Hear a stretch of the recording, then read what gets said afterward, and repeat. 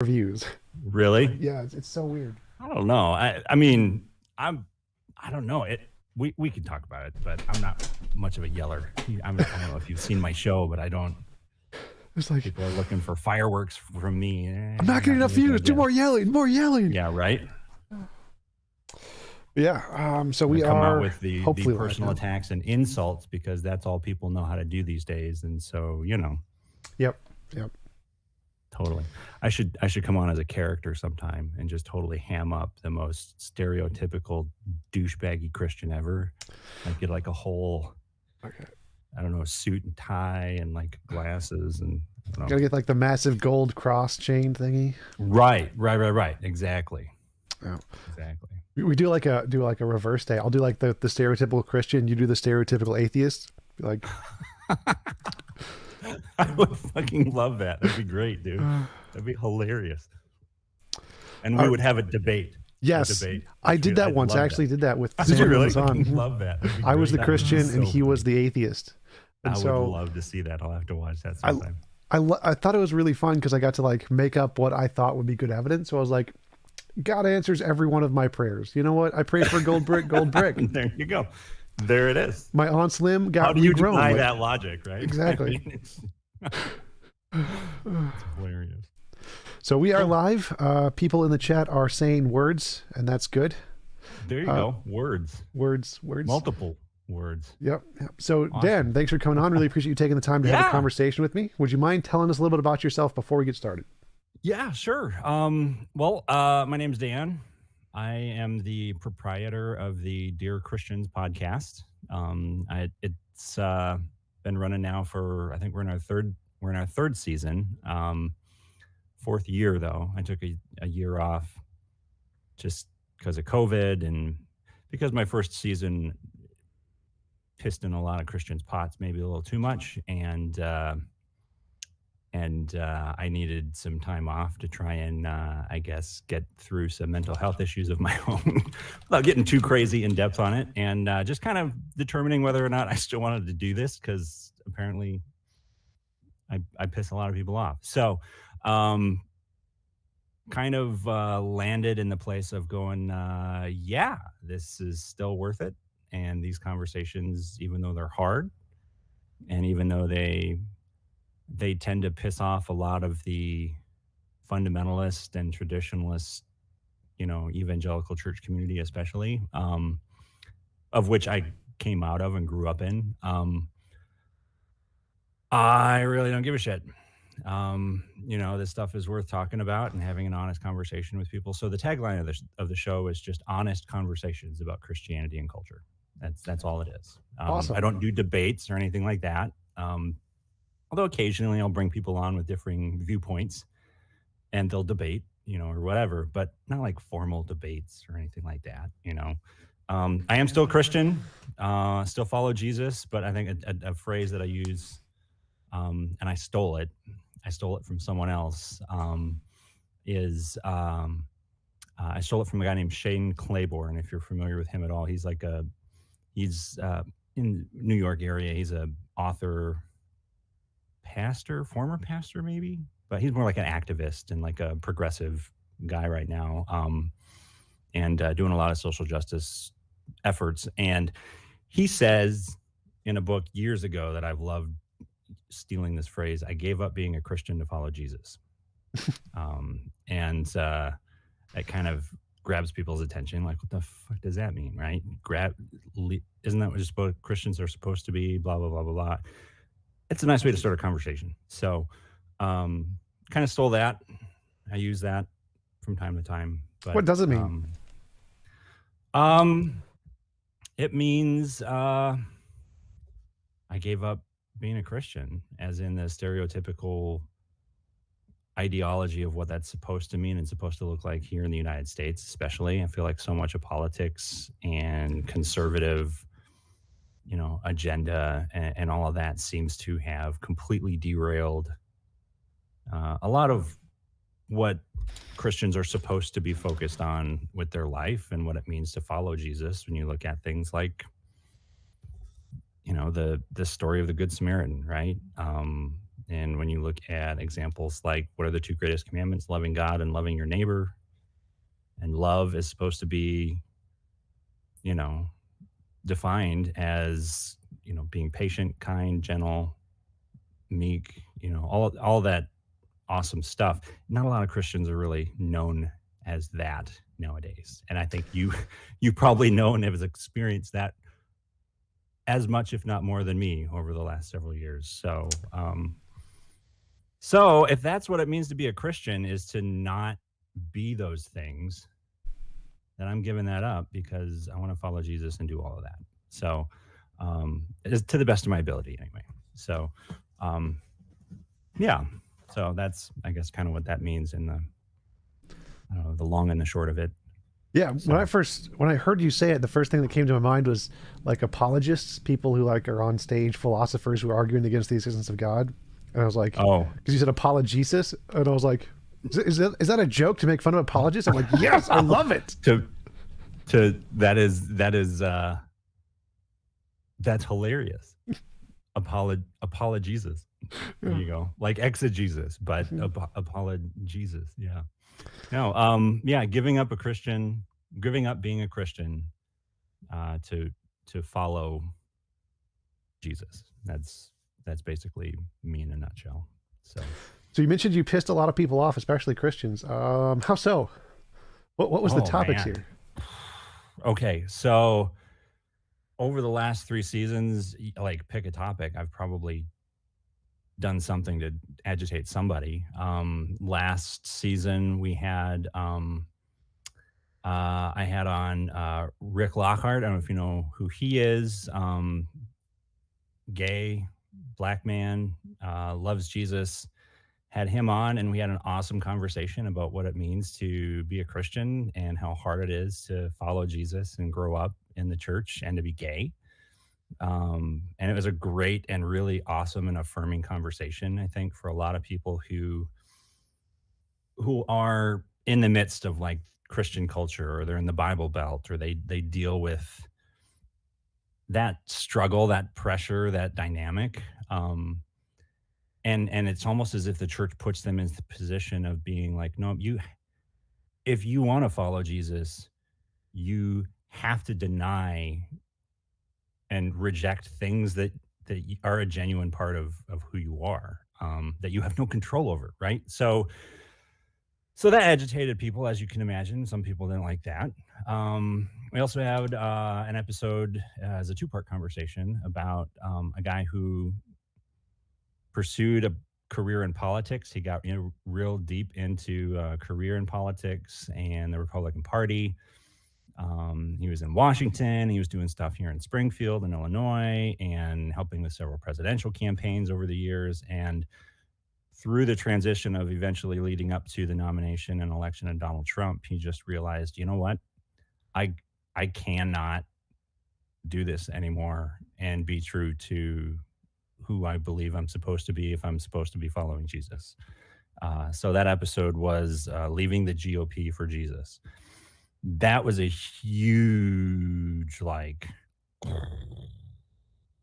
man, did people hate that episode? Yeah, I can imagine. Conversation. Holy shit, Tom, you have no idea. Like, I had hate mail being sent to me, stuff online. I'm getting information from my guest after the episode's released saying that they're like going after him, and people are tracking him down online, and he shares the same name as his father, like senior, junior, that sort of deal. Oh, wow. So then he's getting stuff where like people are like doing background checks and finding his father, and then like harassing his father saying, do you know what your son is doing? And yeah, like just the craziest shit. The in-group out-group really thing is like, we face that on both sides, where there's the demonization of, if you disagree with certain sacrosanct ideas, then everybody in that in-group just thinks it's okay to attack you. Like that happens a lot on both the left and the right, for religious beliefs, political beliefs. If you disagree with like any of the super left ideas on in atheism, like transgender, if you say anything against transgenderism, like I did a debate on, is it always the case that if you say transgender or trans women are not always women. Is that always transphobic? And I said no, because people could just not want to use the word that way or just not believe the word that way. Right. I got so much hate mail from all of the atheists. It's just really like right. And there's and it's yeah. I get it. And I consider myself to be an ally of that community. Like I'm having people who are gay and lesbian on my show, and we're having genuine conversation about that and trying to bring more awareness and support for everything that community is genuinely dealing with, and trying to just figure out life for themselves, and if faith can possibly fit into that. And yeah, dude, like it's so funny. I feel like Patton Oswalt. You ever see Patton Oswalt when he did his bit on like, hey, yes, the worst people in the world can know all of the terminology and sound like they're the most, uppity whatever, and yet they're the most terrible people. Yep. And they know all the terminology and sound just fine. But then some of the most like on your side, genuine allies in this cause, and people who you do not want to like piss off because they're genuinely with you, then you get super anal retentive about the wrong terminology of something, and you totally miss the spirit behind what they're trying to say. Yep. And recognize that they're actually with you. And it's like, man, you lose people by being that intense about it. Yeah, exactly. So I try to show grace, as often as I can, and demonstrate that as best as I can in my own life. But yeah, dude, people get real intense about it. And on the right too, for sure. I mean, what the hell was January 6th if not people getting insanely irate and super sensitive about shit that they had no control over, right? Yep. Yeah. So that's a conversation. What else have I done discussions on? Oh, I had a lady that came out on my show as lesbian, and she also came out as a witch, of all things, on my show. Oh, wow. I did not know that before the conversation. That was a great discussion. That aspect of it wasn't huge in the conversation as part of it, but the biggest part of that conversation was actually about having her on as a licensed therapist and talking about growing up in purity culture and how purity culture has seriously fucked up a lot of marriages, a lot of people, a lot of relationships. And that conversation is well worth listening to. It's a great discussion. So, and I got one episode. It's out right now on my YouTube channel because we did it as a live discussion. And then the audio portion of it is going to be released here shortly about child abuse in Christianity, and how a lot of Christianity's intense, like clinging to like corporal punishment and spanking and very authoritarian focused kind of styles of leadership in the home has allowed Christian communities to be one of the last essentially safe havens for people who are genuinely abusive, authoritarian psychopaths to live and operate and remain essentially hidden for way too long.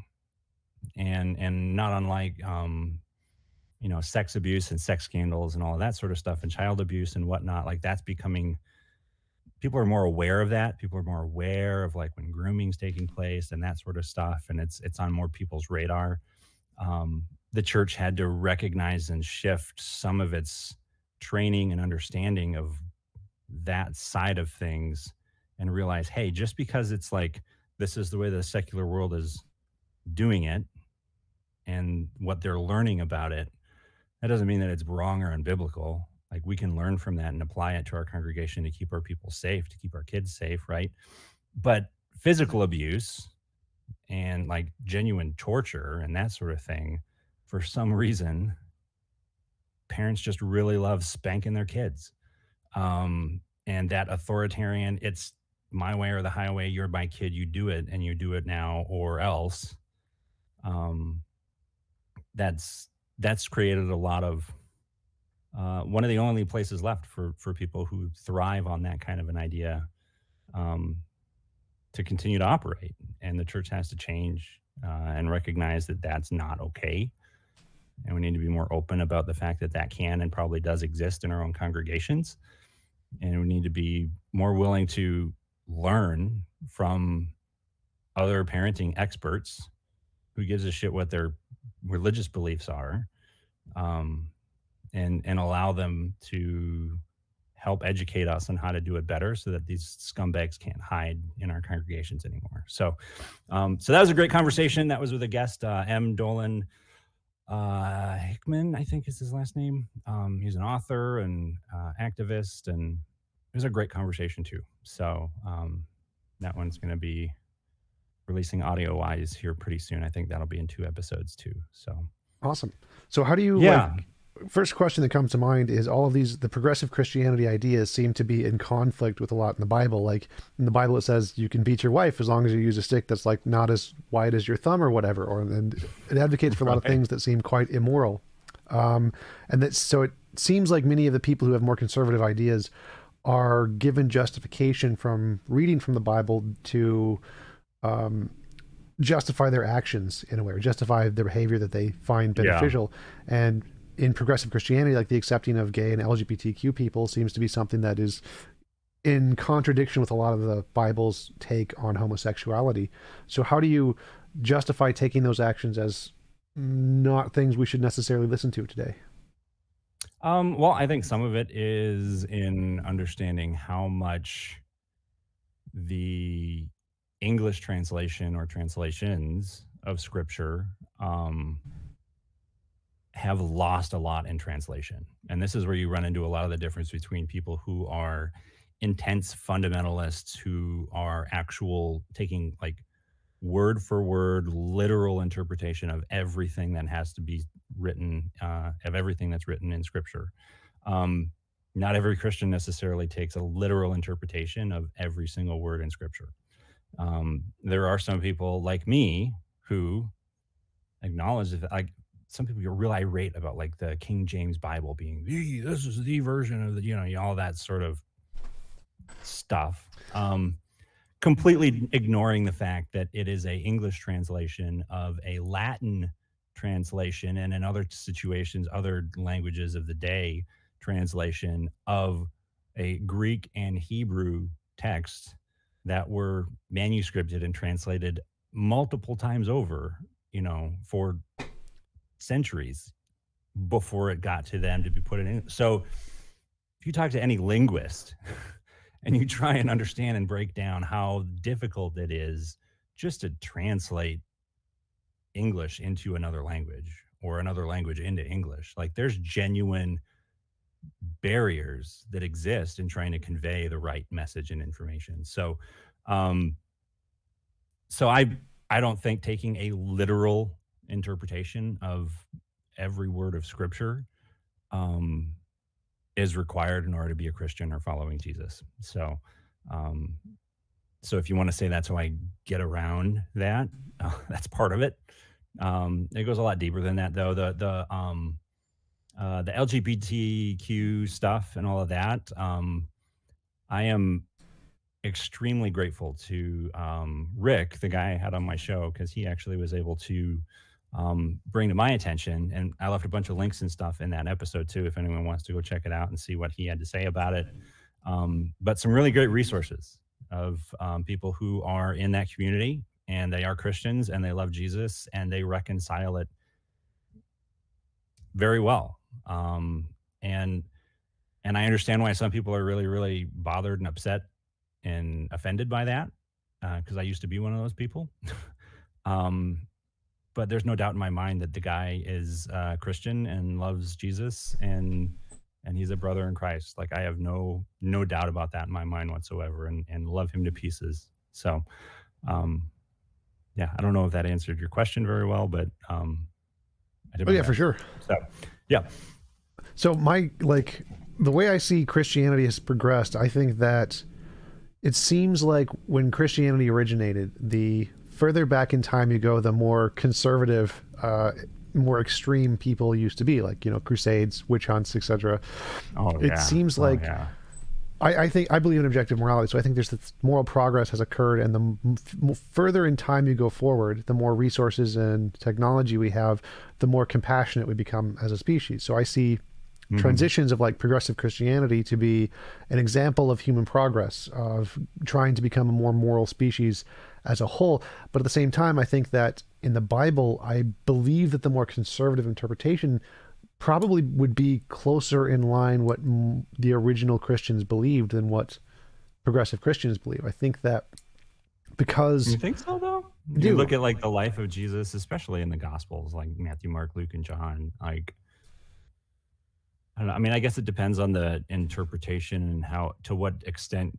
Like, there's some pretty insane and extreme literalist interpretation as Christians, extreme conservative Christians out there, right? So, how extreme are you going when you say that? That's my question, because you can get pretty extreme. I mean, we're talking like, the whatever the hell those people were, the Bethlehem Baptists. those godhatesfags.com or org or whatever the hell that bullshit website is, like all those people, right? Yeah, I think are we talking that?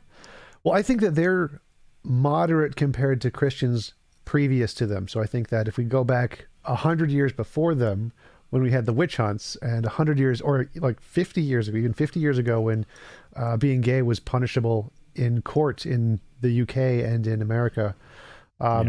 So that was like the Bethlehem Baptist today is kind of like what the standard was 50 or 70 years ago. And then 100 years before that, it was an even worse standard where you had witch hunts and killing people because they blasphemed God, throw them in prison because they said the world was round or evolution or whatever. And then several hundred years before that, you had even worse things. So it seems like I think that if we are trying to like infer what original Christians thought, it would probably be like the standard of the Jews at the time period, and they could have been more intolerant towards a lot of things compared to where we are today. And so I think that it's reasonable to believe that they had a much more conservative mindset. Like obviously good examples like Jesus, there are definitely individuals among the group who were not that conservative. But I think that in general, most of the Christians and Jews at the time were probably a lot less tolerant towards the things that progressive Christians are today. I would say that it's likely I would agree with that. Yeah. And so for me, it seems like that's a justification for the conservatives to be like, oh, well, no, this is how the Christians at the time really would have accepted it. Now, I would say they were wrong. I think you're right. The Christians did think that, but they were just morally wrong. They should not have thought that. That would be my and I would say if the and I'm saying, and this is going to sound very progressive, which I'm assuming you're probably cool with, and your audience might be. But I always found it odd when Christians would look at the very first incarnation of the church as like the standard for everybody to try and reach. I'm like, I mean, if you're going to just go straight scripture and words of Jesus, right? Like he said, you are going to do greater things than me. You're going to do better things than what I did. Like everything that I've done myself. Yeah, you're going to be able to be empowered to take this message and do that yourself, but it's going to go beyond me, and you're going to be able to do better than that. That makes me think, okay, the early church was the start of something that will be improving and getting better and more impactful over time. Like that's the way I've always like that portion of scripture. Now, some people, I grew up in a very like charismatic, like real like charismatic kind of church community, and they always look at it as like Jesus rose from the dead. We're going to be able to do that. And we're going to, like greater things than me. Like that was their interpretation of it. And then the more I looked at it and the more I studied it myself, I'm like, that's just kind of bullshit. Like he's talking about collectively his church is going to be able to do more than just the one person walking around by himself.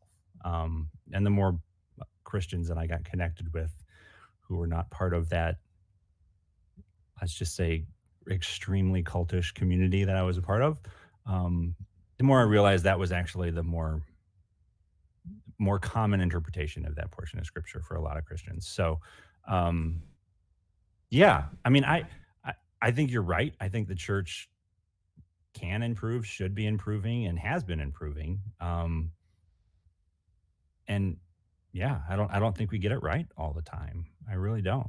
Not But every portion of scripture is like, hey, here's an example of what's the best way to do things. Sometimes it's, here's an example of the shittiest way to possibly do something. yeah, the whole not wash your hands thing, Jesus said, I'm not a fan. Right. There you go. Well, so do you think that the LGBT thing is going to be, one sec, do you think the LGBT thing is going to be kind of like not eating shellfish or not crossing your linens in the future? That's going to be taken more of like, I mean, give it a few hundred years maybe, but I think it'll go more in the direction of like interracial marriage. People were pissed about that for a long time. Divorce, people were insanely pissed about that for generations, right? And because scripture is something that is open to interpretation, some interpretations last and some don't. You know, and I would hope that even for my atheist friends out there, that are opposed to the message of Christianity in general, that you would hope that Christianity could at least progress to a point where the best interpretations are the ones that last, the ones that are best for our, you know, society, common people, community and society together, right? Those are the ones hopefully that will last. And that's part of the reason why you see so much conflict within Christianity right now too. You know, the amount of times I've been called a fucking heretic, you know, I'd be extremely wealthy right now if I had to charge everybody, you know, $50 for every time that they, you know, I heard that. But the old no true Scotsman. Right. That's exactly right. The no true Scotsman. You're not a real Christian, you know, and it's hilarious too. Like, especially in like the LGBT conversation, you know, to have a conversation with another Christian who says there's no way someone can embrace being a homosexual and still be a Christian. And they'll say that sitting down with me, having, you know, a Jack and Coke in one hand and a cigar in the other. And I'm like, you do realize that there are other Christians out there who would see what you're doing right now and say, there's no fucking way you're a real Christian because you're embracing that sinful behavior. Yep. Like, who's the real Christian right now? You know, if there's nothing Christians love to do more than judge one another on who's really in and who's really out. And I'm just so sick of it and so tired of it and tired of watching it and not having it be confronted by other Christians, because it's so unbiblical. Like, that's the thing that it bothers me the most, is it is extremely unbiblical. This idea that it's our job to determine who's in and who's out. What Bible are you reading? Like, that's nowhere in there is it your job to determine that. That's not your job. So get off your high horse.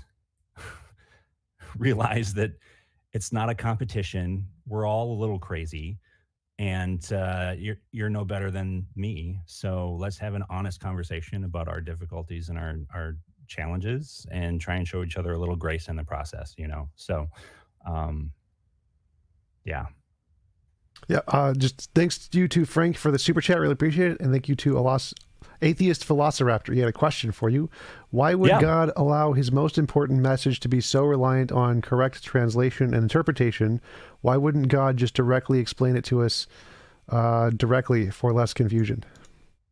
I don't know that it is that his message was dependent on direct translation of a specific language. You know, I think when he said the greatest command, we was asked what the greatest commandment is, and his answer was love God and love your neighbor as yourself. And then he said, they were like, okay, well, who's my neighbor? And his answer to that was the Great Samaritan story, or the Good Samaritan story. And the Samaritans were like the worst enemies. Like, there is no Good Samaritan. What the hell is that, right? Like, nowadays, and I said this on I mentioned this to David C. Smalley. I was on his show about a week ago. I was like, if that story was told today, it'd be like the good atheist or the good, lesbian or the good, fill in the blank, right? I don't know that it's necessarily a specific language that is dependent on getting the message across. I think it's something that's supposed to be transcending languages because it's expressing, again, my belief here, it's expressing the love and grace that should be present in all of our lives and extended one to another because it's an expression of the love that God has for us. So I don't know that I necessarily have to speak the same language to every individual in order to get that message across, or even use words. I think who was it? I'm blanking on who said it, and it's super famous. What's the quote? Tell me the quote. I might know his name. Preach the gospel at all times, and when necessary, use words. Don't know it. You don't know that one? Dang it! Who is that? Francis of Assisi? Is that right? I feel like I gotta look it up. But that's a philosophy and a phrase that is embraced by a lot of Christians. Like, preach the gospel at all times. Yes, you're supposed to go into all the world and preach the gospel, right? Quote unquote.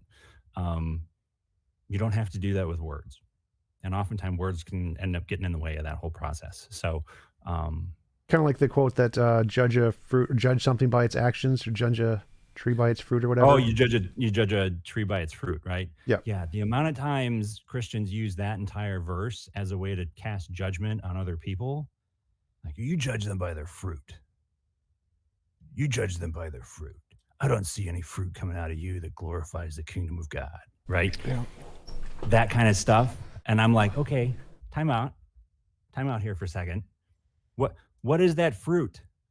What is the only fruit really being mentioned in Scripture anywhere that we're? Oh, it's money. What's it called? Prosperity gospel. Clearly. But yeah, the total. Yeah. Throw that seed faith out there. I'm not doing nothing until you pay up, right? No, the actual fruit that Scripture is actually talking about is the fruits of the Spirit, which are love, joy, peace, patience, kindness, gentleness, goodness, and self-control.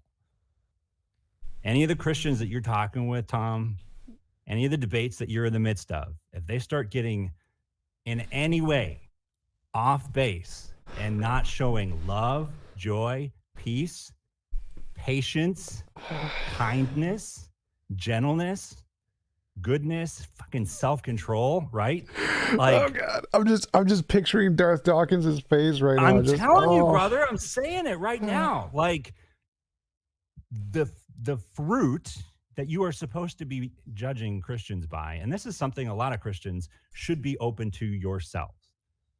I give full, as a Christian, full authority to you and anyone else watching. If you ever see a Christian that is throwing around the idea of fruit, and I need to see fruit, or they're not, blah, blah, blah, blah, blah, the fruit that you're supposed to be seeing from someone who is claiming to be a Christian is love, joy, peace, patience, kindness, gentleness, meekness, goodness, and self-control.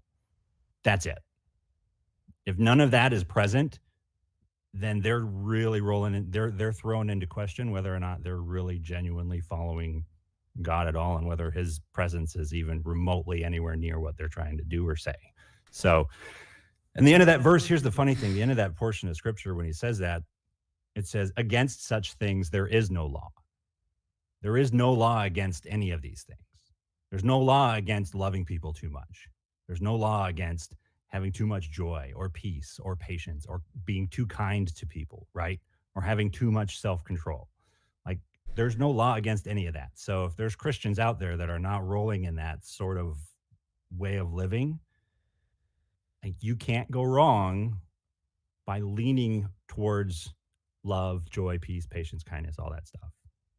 If you got a choice and you're not sure what is the right response, you can't go wrong by heading towards that direction. So, yeah. So that sort of conversation right there, that sort of thing, I usually end up making a lot of Christians mad because they don't embrace being reminded about that sort of stuff. But I do, and I do struggle with it myself, though, Tom. I do. Yeah, I do. it's the statement that Jesus was a hippie communist, and compared that to Yeah, like right, the most right, like dude, Republicans today, dude. it's like exactly the opposite. Evangelical, conservative, fundamentalist Christians in America would hate Jesus. There's no doubt in my mind they would hate the dude. They would absolutely call him the biggest like hippie demonic communist in league with the devil, like all that crazy stuff, because he dares to say love your neighbor. Oh, there's that whole peace and love hippie bullshit. No, come on. Come on. Like, what? Come on. Read your fucking Bible, like for real. Like, It's like come on. the sell all your belongings, pick up your cross, and follow me. They're like, sell all my belongings. Like what? No. Socialist asshole. What's wrong with you? You just want me to get rid of all my stuff. This is America. We take pride in our, whatever. I also have an interesting question to you. For like one of the things I've thought about is that for progressive Christians, I've always wondered, did they see it was strange that the atheists are the ones who are always more accepting of the LGBTQ and all these movements far sooner than the Christians? It seems like Christianity itself is a contributing factor to prevent people from accepting these kinds of movements. And doesn't that cause like a strange cognitive dissonance? Why is the word of God the thing that seems to inspire people to be less accepting than those who turn away from God? That is such a good question, dude. That's an awesome question. I love that. Honestly, I mean, at least my experience, my reflecting on that sort of just crazy dynamic, I think a lot of it, at least here in the United States, and I can't speak to this historically because I'm not as much of a historian, but here in the United States, I think a lot of that is a result of the very unhealthy marriage between religion and politics here in the United States within the church. I think there's a very, very, very intense pursuit of political power to allow their own ideology to be the only voice that really matters and like just sort of take over. I mean, you saw it January 6th, right? That was a Christian insurrection. Like David C. Smalley disagreed with me on that. He's like, it played a part. I'm like, no, dude, come on. Get with the program. That was a Christian nationalist insurrection. Like, and the politics is a huge part of it. It's a huge part of it. And oftentimes that power, like if you are in any position of holding power and influence, especially in a democracy like we live in a democratic republic, technically, right? That kind of power does not get let go of easily. And because of that idolatrous attitude, and they cling to that and that influence, they want to hang on to that as much as possible, and they don't want to share it. And that, I mean, it's temptation. It's that carnal, just human nature that we have, and utilizing that political power to hang on to it. And so as a result, it becomes easier to set up barriers and say, you're out, I'm in, and it's very self-justifying. Yeah, because when you're following someone that's saying, hey, give up literally everything you have and come follow me, right? You find ways to excuse that so you don't have to give up everything, right? Yep. Like that's how that is. So I don't know, dude. Like it's a really, really messy dynamic. And I do think you're right. I think there's aspects of the progressive nature of it. Like progressive means to have progress, right? There's that nature, that progressive nature to it. Conservative flies in the face of that entire ideology, right? I mean, we know this. Like conservative, you're trying to conserve things as much as you possibly can. conservative usually. This is why when you look at our parties right now, the progressive is made up of, demographically wise, majority of people who have been marginalized and not had much say, not had much political power. And they're trying to progressively make that more equitable and equal across the board. Whereas the people who are more conservative are the people who want to conserve all that power that they've had for forever and keep policies in place that don't change it too much because it's been pretty sweet for them. Hence the reason why Make America Great Again is a slogan that connected real well with the, white, cis, male audience and their families, right? Didn't really connect very much with the LGBTQ plus community. Didn't connect much with any of the, racial minorities in the United States because they're looking back going, the fuck was it great for us ever? Make it a great again? Yeah. At what point can you go back and say, yeah, let's go back to that, So yeah, that whole political ideology was just racist in the first place. And I'm baffled that people still try and argue with me on that point, but I'm like, whatever. Okay. That was a total ADD rambling there, Tom. I feel like I kind of answered your question, and then I kind of went on a rabbit trail too, and just kind of went. I'm sorry. Got some more super chats. Thank you, Frank, for the super chat. Is belief in Jesus as important as belief in his teachings? I mean, I'd say yes to both if you want to be a Christian. If that's the goal. I mean, if the goal is to be a Christian, then yeah, you got to believe in Jesus if you're going to be a Christian. That's really kind of like the only actual thing that is determining whether someone is or isn't a Christian is like, what do you think of Jesus? Like, that's really it. And here's another fun point that I like to bring out to a lot of Christians, and they like to get mad at me. There's only one person in the history of the world that was ever qualified to make a ruling on whether or not what you believe about Jesus is enough to qualify you, quote unquote, to be a Christian or not. And that is like God himself. If you're a Christian, then that's the only one who's able to cast that kind of judgment, if you want to call it that. Do you think that people who live a Jesus-ly life and value the way Jesus lived, even if they don't believe in Jesus as a God necessarily, that they would still technically or maybe indirectly qualify as a Christian? Would they be allowed into heaven, kind of a thing? Is it more important? That's totally, that's again where it's like, I'm glad I'm not the one making that kind of call. Like that's not on me to call. That's not my call. And a lot of people, Christians and atheists, like to go, that's a cop-out. What are you doing? That's a cop-out. You're not even answering the question. And then I'm going, no, you're kind of trying to shove me into a corner of casting judgment on people, and I don't know them. Why? That's an unfair. Why would you do that? That's kind of a douchey thing to do. Why would you do that? As if as a Christian, I'm jumping at the opportunity to like cast eternal judgment on everybody. I don't know. That's not my job. And that's not between my eternity is between me and God. And as is the case with every other individual. So, but my love and my understanding and my passion and everything that I've read and understood is that it comes down to whether you know and follow and believe in and trust in Jesus or not.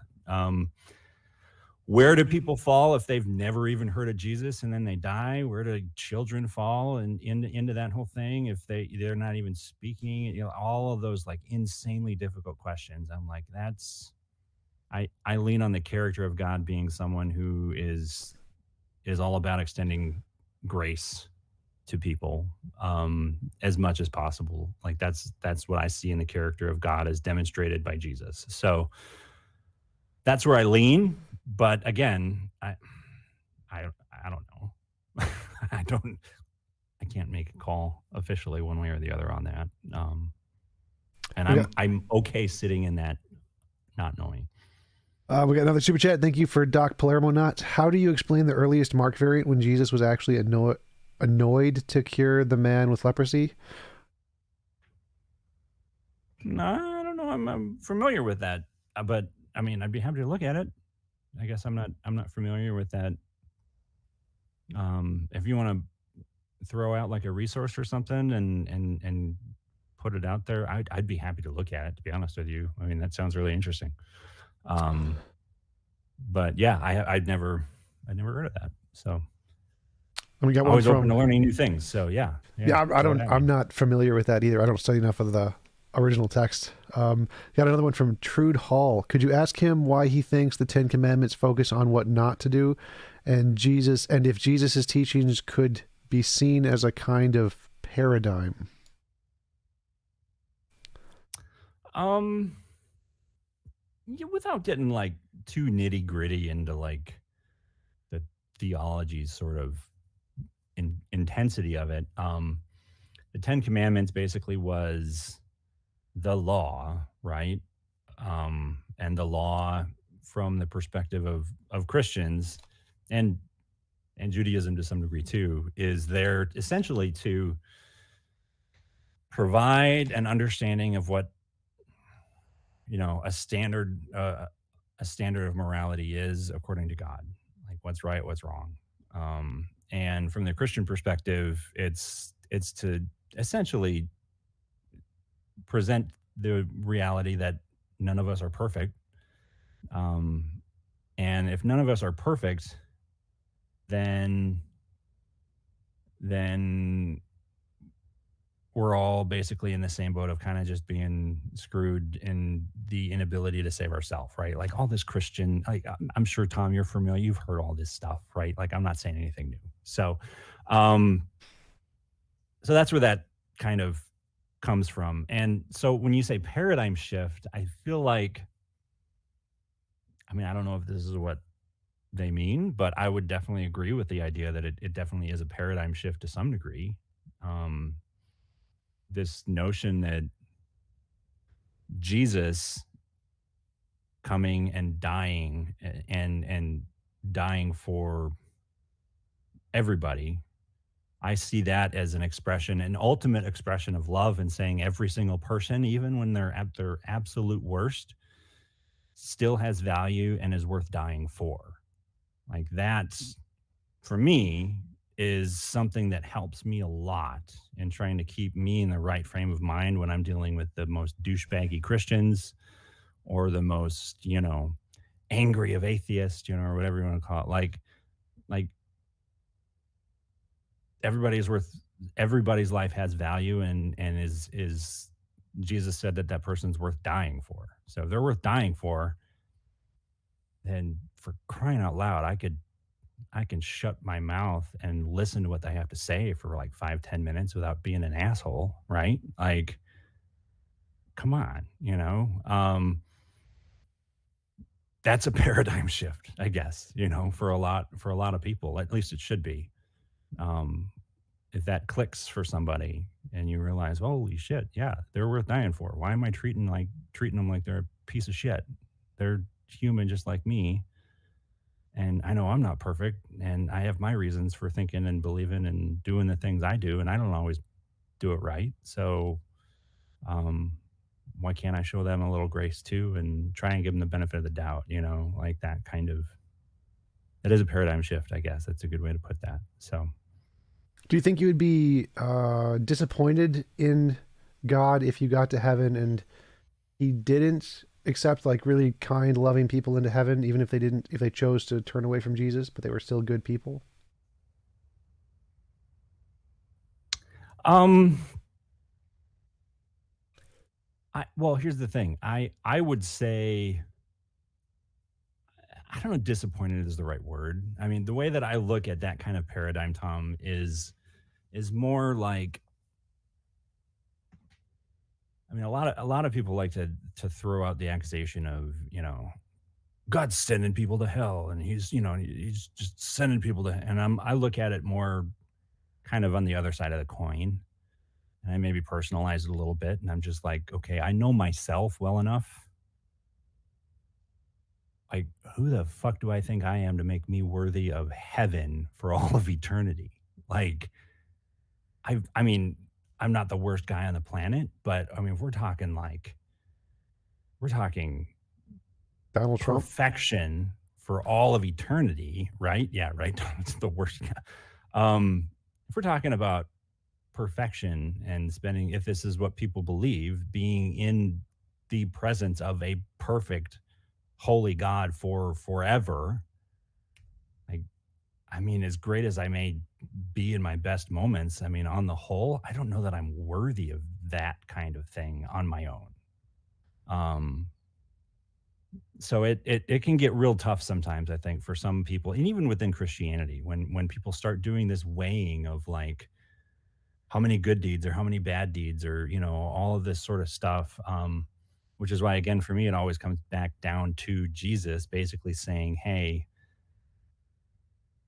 none of us are going to be like none of us will be perfect, and as a result, I mean, is there any of us that can really genuinely deep down say that we're worthy of heaven on our own? I don't know that I can, but the reason why Jesus died is because he's going that no, you are worthy of heaven, and I'm going to make sure that it's so, and you're worth dying for. Like that's kind of the way that I approach that conversation. It's maybe a little different. But yeah, that's how I choose to look at that dynamic. I don't know if that answered the question well enough for them or not, but Yeah, for sure. Like hopefully. that's that problem of evil, problem of suffering kind of problem is one of the ones that is the hardest for me to accept God, because I like, even if I knew for a fact God existed or whatever, the fact that if I take the Bible literally, the fact that he drowned millions of babies in the global flood or turned them into salt, those seem very problematic to me. And even if we took those as more allegorical, the fact that hell itself exists as kind of something that people are forced to go into if they don't agree, and you're only allowed to go into heaven if you do agree, that seems to be a much more immoral way to do things than essentially just giving people the option. Like, you can come and go as you please. The door's open. If you want, come, and you can go when you want, whatever. That seems like a much more moral way to do things than forcing people in or out based on some decision in a very small period of time. So like giving them for, like you said, for forever, an infinite amount of time in heaven. Yeah. For a decision you made for like 100 years on earth, that doesn't seem to make a lot of sense. I mean, you could just be like, I'll open the doors whenever you come, just knock, come in, whatever. It seems like a much more plausible thing to do, a moral thing to do. Yeah.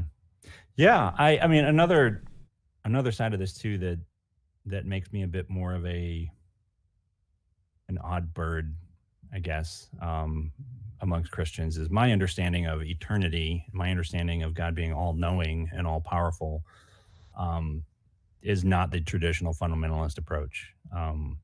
I don't know if you're familiar with being the phrase open theist. Have you? Yep, Greg Boyd. Greg Boyd is one of the first guys. Yeah, there you go. He lives in Minnesota. He was one of the first guys I talked to. Yeah. Yeah, he's a smart guy. He knows his stuff. Like that's definitely, I definitely fall more in that vein of like, I mean, eternity being written, like things have to go only one very, very narrow, specific way. That's already been preordained, and like all of that very, very intense fundamentalist kind of style approach to Christian. I just don't see that in scripture either. I really don't. And the idea that God is able to change his mind, that his character, like, would you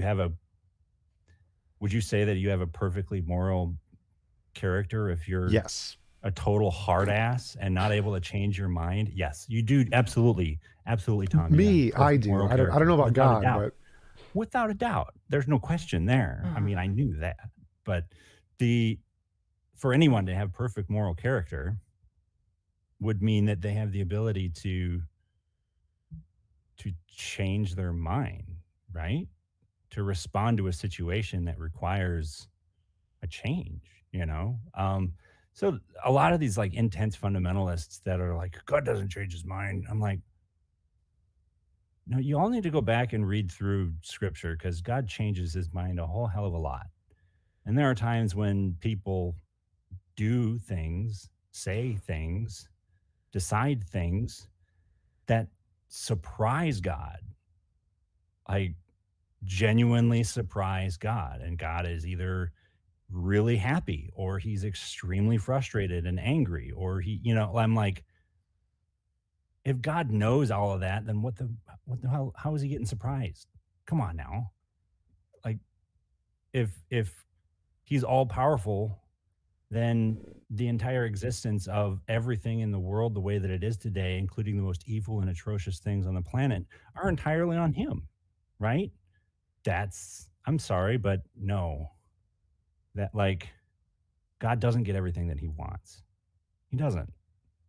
And I don't see proof of him getting everything that he wants all the time in scripture either. So a lot of Christians right now, if anyone's watching, are going, this guy's not a Christian. There's no way. This guy's a heretic. I love Greg Boyd.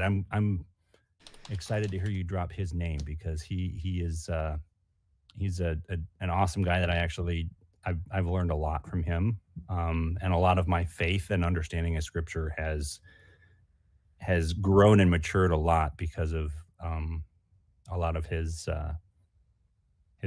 teachings and his books and all. I've consumed a lot of his content. So, yep, I think that was like the one of the first theist books that I actually like met the authors. It was him and Paul Eddy's. I went out to coffee with them. Which one was it? Jesus Legend. Okay. That one was I'm pretty sure that book. I got it signed. I got a signed copy from him. Went to coffee with him and was talking about it. And that was a little bit before I started my YouTube channel. So I think that my conversation with them was one of the ones that inspired me to start my YouTube channel. There you go. That's awesome. I would love to talk to Greg Boyd. Like, give me like 15 minutes. I'd love to chat with him. I would swear to God, I would like pass over dead if he were to ever come on my show. That would be amazing. You just fanboy out, just be like, oh my God, I probably would. I'd probably just stand there and like stare in the camera and can't believe that the guy's looking at me right now. No, he's a great guy. And he's a pretty humble guy too. Like, just one of the kindest guys you'll meet. And I say that as if I've met him. I haven't yet, so that's probably speaking out of turn. But yeah, I love him to pieces. Letters from a Skeptic was one of the first books of his that I read, and that was actually really good. And then he started diving into some more controversial stuff like Myth of a Christian Nation, which was, that was awesome. Great book. Highly encourage you to read it if you haven't. If you have anybody in your life that is of the idea and mindset that America is a Christian nation, read Greg Boyd's Myth of a Christian Nation. Whether you're a believer or not, there's some great stuff in there to have a more educated conversation with those individuals. So what do you think about churches in general? Because I want to start an atheist church. That's one of my goals. Is I want to start an atheist church and have atheist church. Yep, 100% atheist church. And how I want to have does that work? Well, I'm curious. I believe in objective morality, so I'm going to found this church on the ideals of objective morality. And what I think the perfect heaven, perfect world would be as one where it's impossible to force anyone to do anything they don't consent to doing. That would be the perfect world. That's what I think would be perfect. And I think that if we use that as a foundation for the church, we should try to make the world as close as possible to that perfect world that we can. And the way I would do that would be like trying to get an apartment building and then lowering the rent prices as much as possible. Because if it's a church, tax exempt, don't have to pay taxes, I can lower everybody's rent. It'd be great. And so that would be the idea behind my church, is that we can use the funds instead of just building big cathedrals to hold concerts in. We should actually do something to help the community, to help people in their lives by lowering their cost of living, by replacing companies that are absolute garbage like payday loans or whatever with something that does things without the corruption involved. That's what I think churches should be. That's why the reason I call it an atheist church. A lot of my atheist fans just hate it. They're like, church is terrible. Why would you ever call it a church? Religion is awful. I'm like, no. But I'm like, no, I want to take this idea of church and turn it into what it should be. I want to say we have a religion. Yes, atheism is a religion. Yes, we do have churches, and it's better than yours. We actually do something good for the community. Okay. So there's a lot there to unpack. There's a lot to unpack. I can see why you would be agitating some people out there. I I'm curious as to how you expect to achieve this sort of this objectively moral society within I mean, I guess any of humanity to achieve that level of, I mean, I guess nirvana, if you want to use that word, um, like within itself. That's really, really, really optimistic view of humanity, dude. Well, yeah, I I think mean, I think it's where we're I going mean, actually. Because like if we look at technological progress, as we build enough technology, like I think the closest thing that's easiest to imagine to this utopia would be like the Matrix. We can give people the option to upload their consciousness to the Matrix, which point you don't have a body, no aging, no death. You can just summon, I want a Coke, psh, milkshake, whatever. Do full Star okay. Trek universe. Like I think we're moving towards that, and I think that we should have that ambition in mind. I think it's a good ambition that the goal of humanity should be to create this best of all possible worlds where it is impossible to force anyone to do anything they don't consent to doing. That is a perfectly moral world. And if we can see that as the goal and work towards it, I think that would be the best way for humanity to progress. How do you achieve that without having, I mean, I think you're not, I don't know that that can possibly be achieved by humanity within itself. I really don't, dude. What do you mean? Like human nature is constantly in conflict with one another. You know, like it's, I mean, look at like Darwinian evolution, right? Survival of the fittest. Like that's the world that we're in, right? And so without even, you talk about like conflicts over all kinds of shit on the planet, right? Resources galore, right? And man is constantly in conflict over resources with one another. How do you get over the self-preservation and selfish nature of humanity that we all have baked in? Artificial intelligence? How do you get over that? AI, artificial intelligence. So now it's not people; it's just straight up robots that are part of this church, or what is that? Is that what we're? No. So like I would say, I don't know what you mean. What do you mean by artificial intelligence? Well, once you get artificial intelligence, it's going to be a lot smarter than people are, and it's essentially going to run the government. It's going to be the government. It's going to be doing all the scientific discoveries. It's going to be doing all the technology. It's going to be the thing. Thank you, Matthew. Appreciate the super chat. And so once we have artificial intelligence, people are going to essentially become pandas. Just to make a ironic reference to the People and Pandas book from creationists. Right. We will become pandas, and AI is going to do all of the resources, provide all of our food, and we'll just be able to live and enjoy and do things we like. Okay, but Tom, who is going to be programming the AI to be able to do all of that?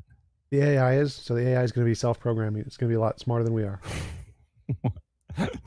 The AI has to come from somewhere. Yeah. And that value that you are trying to adhere to for the betterment of all of humanity, where is that going to come from initially for the AI to know that that is how things are supposed to be and what the goal actually is? Where does it get that from? Well, two things. One would be, is I think one of the reasons I wrote this objective morality was as a thing we could program into artificial intelligence and say, here is the model we should achieve for. And I think that's correct. I think if we could program a morality into computers, this would probably be the correct one. Like, do least involuntary imposition of will. Don't force people to do things they don't consent to as much as possible. That should be the goal. But I think another way, because I believe this is an objective system, I think they'd be able to discover that on their own by, if they got smart enough to understand the interactions of the world, I think they would be able to figure that one out on their own. I think they will. Like, one of my hypotheses about objective morality is that if we discovered life on other planets, we would see that they would have a very similar understanding of morality. And as we increased in technological advancement in different planets or whatever, they're also going to understand this. So I think in two ways. One is where we would hopefully program this into the AI, and two is they'd probably discover it on their own given enough time. How many people have you explained this to and they said that's ridiculous, or that's crazy, or that's never going to happen, or you're off your rock? Like, I'm just curious, how many people have disproportionately expressed... number of Christians, but not as many atheists. Atheists are like, yeah, oh, that makes sense. And people who work with AI, they're like, if we could actually learn how to program things in the AI, that's a great idea. Yeah. Here's the difficulty that I have with that. It's putting way too much. I don't see any of that fitting into what is reflected within the character of the core of human nature. I just don't. And if you're going to really rely on AI to be the one who's eventually reaching a certain point of holding that line for all of humanity, even that AI is still programmed by some person or persons who wrote the code, wrote it a certain way, and acknowledged that this is the way that things are supposed to be, which in and of itself is enforcing something upon other individuals, isn't it? Like, if you're going to say, hey, we're going to implement this artificial intelligence to be able to support and dictate essentially that this is the ideal way for all of humanity to live, that in and of itself is like forcing an ideal upon people, though. So not sure what you mean there. So like, So you're the saying- AI would have like the desire to give people as much freedom to not do things they don't consent to, but a person can like say, I don't like your system, I don't consent to it. Like that's fine, they can do that. That's their prerogative, but I don't think that would be. I don't see how Do you there's think a there's conflict. enough humanity who would want to consent to that kind of a thing, to where it would essentially take over the whole planet? Or is it like, hey, if people don't want to be a part of this, they don't have to be, in which case, if it's just, half a dozen people out in the middle of nowhere with their robots, so be it. Well, I'm just like, I'm curious how big the vision is here. Well, partially both. So definitely it would be like a voluntary thing. If you want to live under the system, it's optional. You can just go be in the city of the robots or whatever. But I think that regardless, AIs are still going to take over economically. They're still going to run the economy. They're still going to run science. They're just going to do everything better. And so most of the world is going to be run by AIs at that point anyway. That's not completely independent of my model of morality. AIs will take over. And the question is what should we do about it? And dun, dun, dun, dun, dun. Yep. What's it? Terminator. Sorry, you can't not throw a Terminator reference in there in this conversation. We went on pretty long conversation without having it pop up until now. It will be named Skynet. It has to be. It's written in the law. It must be named Skynet. The nerdy gaming computer that I built in a sleeper PC tower, I have a Skynet sticker right on the front of it, and it has a sticker on it that looks like a Y2K Best Buy sticker, but instead of Y2K, it's like 2040, whatever. Make sure you shut your computer off before the end of the world, kind of a thing. So Yep. I get it, dude. That's funny. But yeah, interesting. I mean, I connect with the goal of what you're trying to achieve there. I don't want to squash the overall vision of that, because I don't necessarily disagree with that. I think, though, that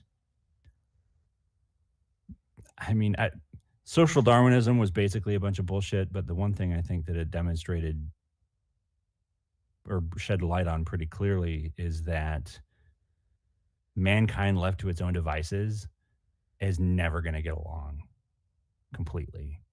It's just not going to happen. I mean, let's remove the conflict of resources entirely, right? And to say, hey, we've got enough shit for everybody. Nobody has to worry about that, right? There's still other areas of conflict that people are willing to fight and die and oppress one another over, just around how we're going to govern ourselves, right? Or what resources are most important for which groups of people, or dictators who want to control other people. Right. Like there's aspects of the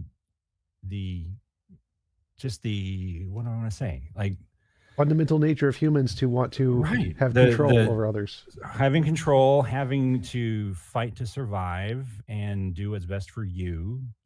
Like there's just this selfish nature that is constantly in conflict with other aspects of other people's human nature, and I don't see how you can get around that without having some sort of other objective outside force that unites everybody. I think you want that to be artificial intelligence that is leading everybody into this kind of utopia.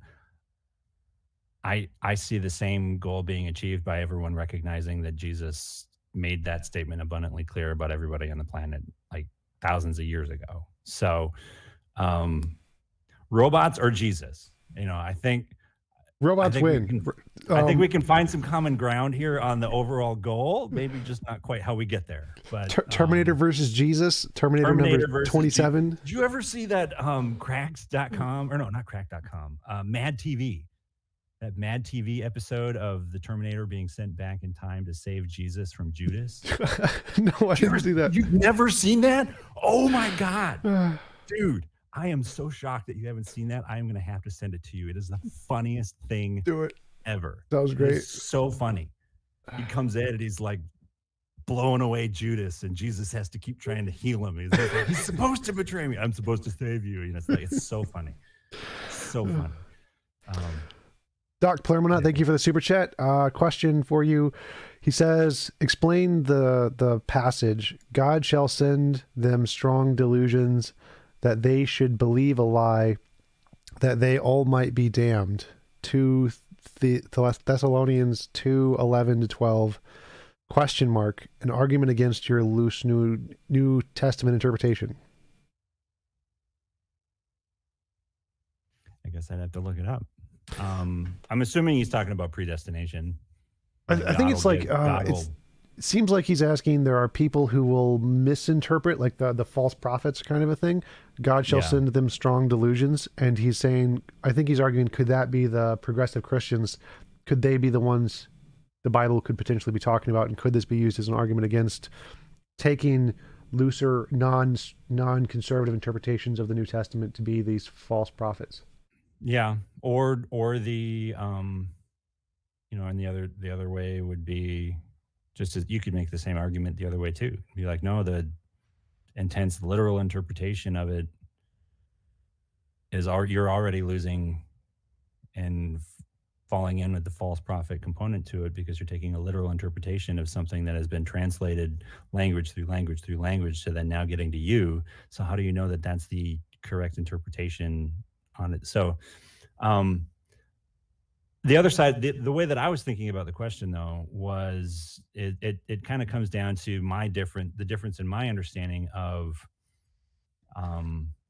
the openness of God versus people being essentially predestined to believe something, and they're not going to change their mind, and God made that happen, as opposed to God allowing us to choose freely and engage in life on our own, with God. So, and the whole, my understanding of God being all powerful and all of that. Other people have different interpretations of those portions of scripture. I mean, it's, how do I combat that? I mean, the easy cop-out answer is to go, yeah, that's a bullshit, interpretation. You're taking that out of context, all that sort of stuff. I do think though that my position on a lot of that stuff leaves a lot more room for the reality of the world that we live in to be recognized and understood and reflected in scripture, as opposed to constantly being at war with science and the world that we see in front of us. I mean, not to go too far in depth on stuff, but like I've been through some terrible tragedies and all kinds of crazy shit in my own life. And of course, if there's any Christians out there that are like, they're saying, "Oh, I never have doubt." Yeah, bullshit. Yes, you do. Come on, stop lying to yourself. That sounds like you just sound like an arrogant asshole when you say that. Of course, you have doubt. Um, the very straight, narrow, hardline idea that everything that happens because it's God's will. Um, that's such bullshit. It really is. So And Calvinists out there, just oh, believe me, I know. I hear from the Calvinists all the time. To which my answer is, and my response is, I'm sorry, but I don't see God reflecting that in scripture. Like I really don't. You want to say God picks and chooses and has a predestined core of every finite aspect of humanity. I'm sorry, but that doesn't coincide with what we know to be a true moral being. Like I just don't. How can you say God's a moral being and reconcile the fact that he allows evil to happen? Either he's allowing it to happen or he's causing it to happen. Those are the only two options. If that's your understanding of God's sovereignty. And I no, there are things that happen in scripture. There are things that happen in life. That isn't how God wanted it. I mean, that we see examples of that in scripture. We see that in life. And the way that I reconcile that sort of situation is to say that God being all powerful means like all the power that was available in a certain moment, in a certain time, in every situation is available to him to be able to accomplish what needs to be done. But that doesn't mean that all powerful is interpreted, meaning magically anything and everything at the snap of a finger can just poof. I don't view all powerful being that. So if there's a situation where someone dies, like someone in my life passed away, they couldn't be healed or they couldn't,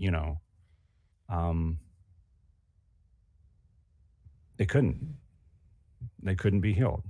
God couldn't heal them. Why? The amount of variables in play on that, like why can someone get healed here and not there, or, whatever. Again, that's why I'm not God, but I know the character of who God is based on the person of Jesus. And I see abundantly clear that if God was capable of doing something, he would have. And I know that and trust that. So, so the only answer after that is that he couldn't. And he couldn't. And it wasn't possible. And that's reality. Like that's a reflection of the reality that we live in. Sometimes things just aren't possible. And that's okay. I don't think that diminishes one bit the character of God and who he is, and it doesn't diminish the greatness of his ability to still work everything together for the betterment of everybody, as much as he's capable of. So that's a very non-fundamentalist, non-literal interpretation of scripture. But again, that's not the kind of person I am. So awesome. Well, we've been going for about an hour and a half. Yeah, I probably should start wrapping it up here myself. Yeah, for sure. So do you want to have give a shout out to your channel where people can find you, upcoming shows and stuff? The easiest place to go is probably just DearChristians.org. That's my website. We've got a blog. Is it the Dear Christian podcast or the Dear Christians podcast? DearChristianPodcast.com or DearChristians.org. And you can also find, I just started a TikTok. I'm like one of the young hip kids now, which apparently makes me the really old guy now, because that's kind of once the old people get on, they've moved on to something else. I know how it is. Yep. Yeah, I got a TikTok, I got YouTube. I'm trying to get more people following me on YouTube. I don't have a whole lot on YouTube right now. Most of my show I started just like streaming episodes that were pre-recorded and broadcasting them audio-wise. So that's where most of my listenership and my audience is, following me on wherever you find podcasts, Spotify, Apple Podcasts, Google, all that good stuff, Stitcher, et cetera, et cetera. Yeah, I mean, Facebook group, I'm all over the place. But yeah, feel free to join the conversations. I got a episode that I think I'm going to be releasing hopefully this weekend about why pastors are quitting. So quick technical question for you. So how do you upload to podcasts? Like, because I've been trying to find a way to upload to podcasts and YouTube at the same time, and I've been unable to find a way to do that. Are you able to extract the audio yet? Yes, I can do that, but I'd have to do it individually for every video, and I'm like, oh, that would be a pain in the ass. It would be a pain in the ass to do all of them. But once you got the library all there, it would just be a matter of one-offing them. Or you can do like greatest hits and throw them all out there. But I do, mine is through anchor.fm. That's where I go. And I started there and then transitioned over to video later. So I kind of took an opposite approach of you. You kind of started with the video and the live stream chats and then transitioned over, and I'm like, we're kind of meeting in the middle here, it looks like. But anchor.fm is where I go to do that. And as soon as I got that set up, and it started like pushing it and syncing it to all the other platforms that are out there. And as soon as I upload an episode there, it hits everything. Nice. Yeah. Do they have a streaming option? Like, could I stream the audio to them and then have them uploaded? That's a good question. They might actually. They've got a few different like tiers of like membership and different stuff that's available, depending on kind of what your needs are. I haven't had a need to do that just yet. I mean, I don't do nearly as much content as you though either. I mean, my stuff, I'm putting out, 10 to 15 episodes a year kind of conversations. Like I'll put out 1 or 2 a month maybe. So and then I'll be like having conversations about stuff on other people's channels, like in between all of that. So, yeah, that's how I've been handling that. But anchor.fm, it was super simple and real easy to get it set up. But yeah, if you had all the audio and you had to upload it all, that would be a pain in the ass. Yep. Yeah. Thanks.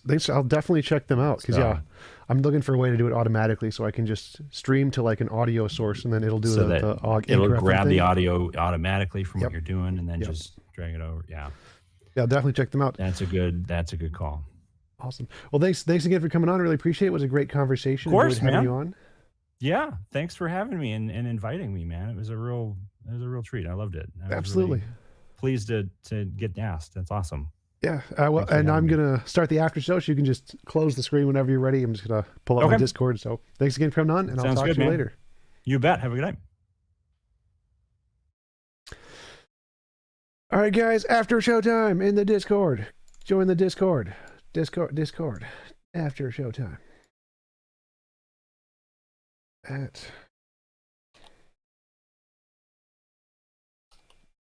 show time. After show time.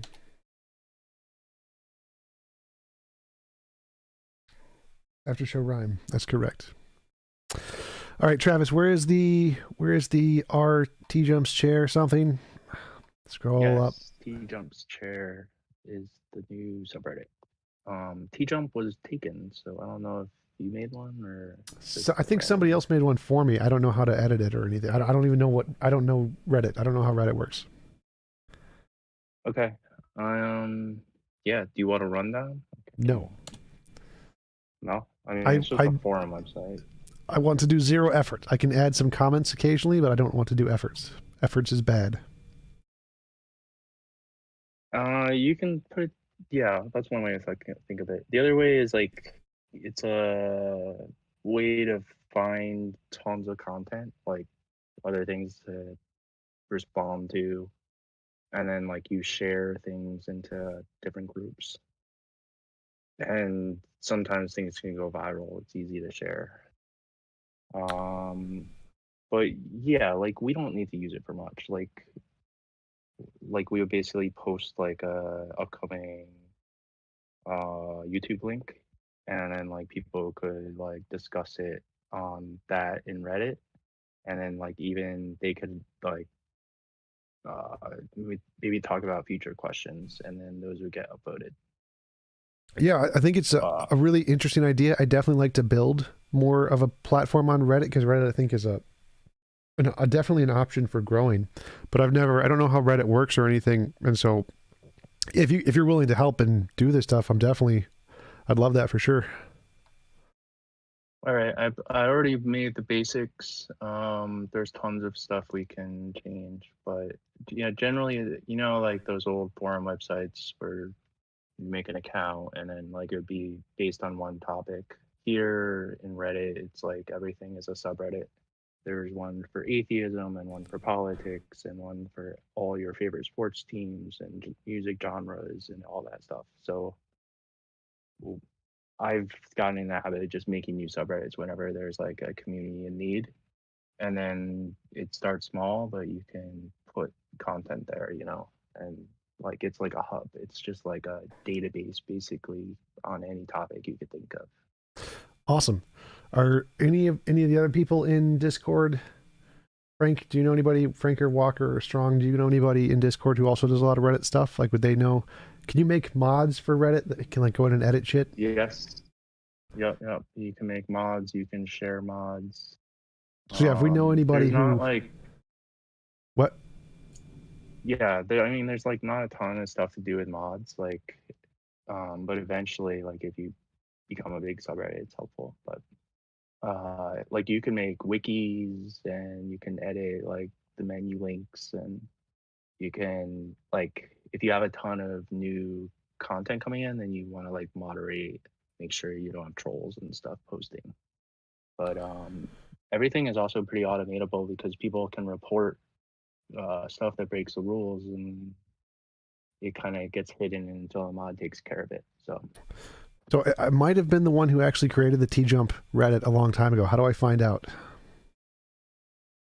Let's see. I will find. So I'm logged into mine.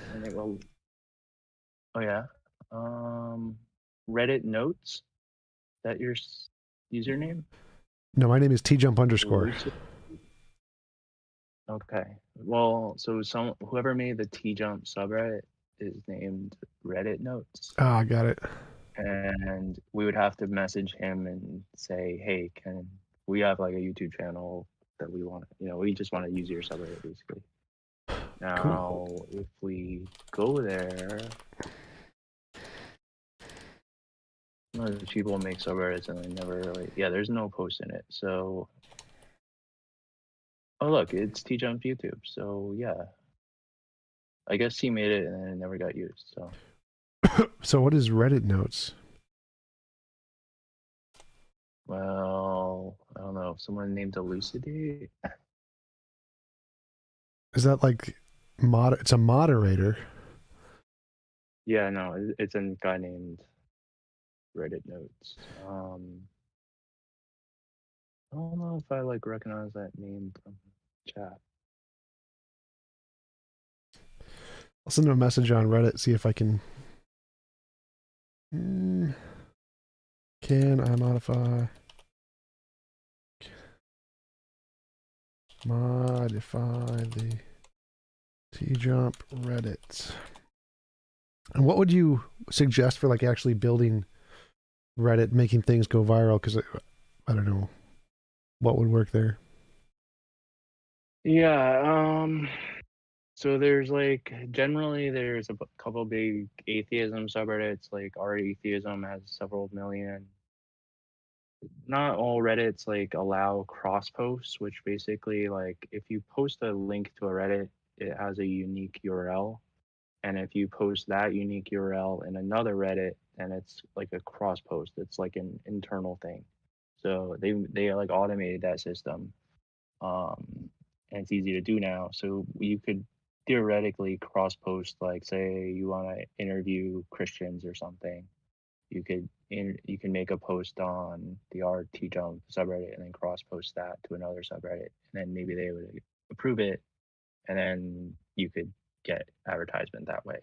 But that's all kind of up in the air. It's up to the mods to allow it. It's spam. There's not always like clear solutions in this case, and all the mods end up just being people who have their own opinions too. So you have to kind of like treat everyone lightly. But Could you give like that a the shot? See if you best, could contact our yeah, atheism. See I if just just now, try to yeah, try to post something yeah, there if they maybe, allow it. yeah, we can try it. Or like a good way to do it is you post like a popular video you've had there, and then in the comments you write, "Hey, join the subreddit TJump," and then people click it and subscribe.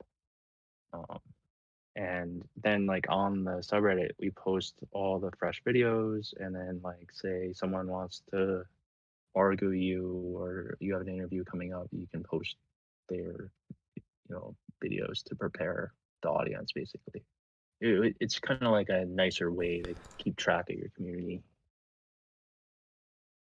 and everyone can comment and upvote, and it's all threaded comments, so you can keep track of everything really efficiently instead of like YouTube comments, which kind of suck.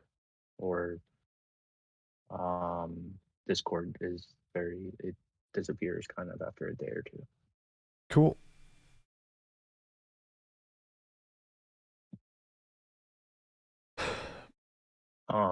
We could even make like a kind of like a request thing there too, like someone could post a thing like they request to have a debate with you or someone else, and Sure. you could say, okay, this is a good topic, like I'll do this for free, or this will be $50 or whatever. Free debates. That sounds like a terrible idea. Well, maybe this idea is just so spellbindingly good, aka it's from Darth Dawkins. That would work for sure. You can burn the $50 there. Is Darth Dawkins pretty popular on Reddit?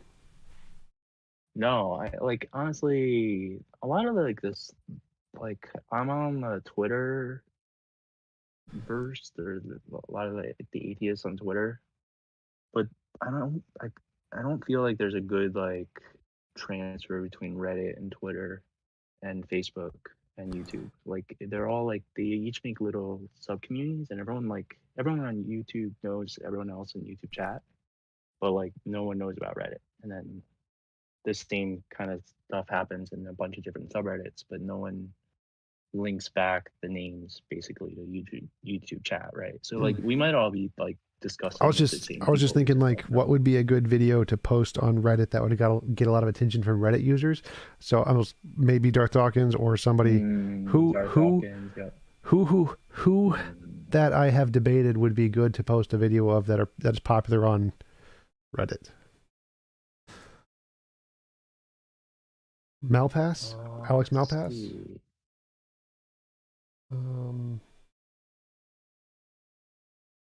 Oh yeah, you could also post like to the vegan subreddit, for instance. Ask yourself. Yep. Not yeah. Okay. But yeah, you also want to be careful how you go viral. Yeah, let's start working on who else. Do we know anybody else in the Discord who does lots of Reddit stuff? Ask the mods at mods. Mod. Does anyone do a lot How of about Reddit? Jonathan McClatchy? Is he big on Reddit? Well, no, but like this old video. Like another example we could do is we post it to the TJump subreddit, and then we cross post it to the ex-Christian subreddit, and then like if Christians want to hear or ex-Christians want to hear that debate, then that's like a good audience. Or if you like use street epistemology tactics, so you can post it there. I'm actually a bot of street epistemology, so Nice. I accept a lot. We haven't really had a ton of content since COVID hit, actually. Like, Yeah, I bet, one's because street really, epistemology doing is notes. in-person kind of a thing. Yeah, and it sucks doing it through mass and stuff. Like reading, they set up tables and it's really pretty impressive what they do, but it's still like slower than it was. So anyway, like, that's a good spot. But yeah, if we can get something borrowed on atheism, like I've never been able to figure out the formula for atheism. Could you send me all of the r/thingies that you think would be good that are related to Yeah, if you my check channel? the street epistemology one, I should have a lot on the side there. How do I do that? So there's these sidebars. Yeah, there's some good ones here. So if you open up street epistemology, The Discord or our subreddit or the subreddit, yeah.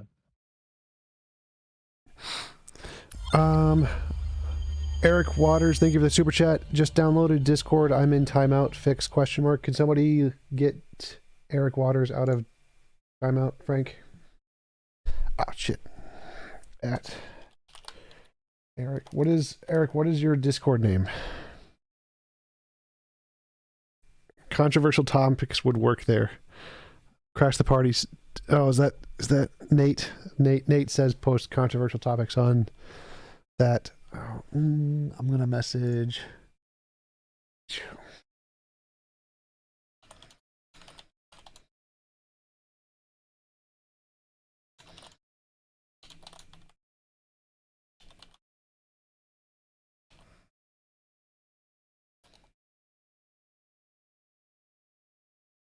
I mean, yeah, so you want to use the TJump subreddit, not the TjumpChair? We can see. I'd say we'll go with yours unless I can hear back from the other guy. If I hear back from the other guy, and we can set it up before you do anything like substantial. But let's just go with yours. I already did the bare minimum. I copied in the description from YouTube, and yeah. Hey Tom, I need his name. Yeah, at Waters Eric. Waters Eric. Waters Eric.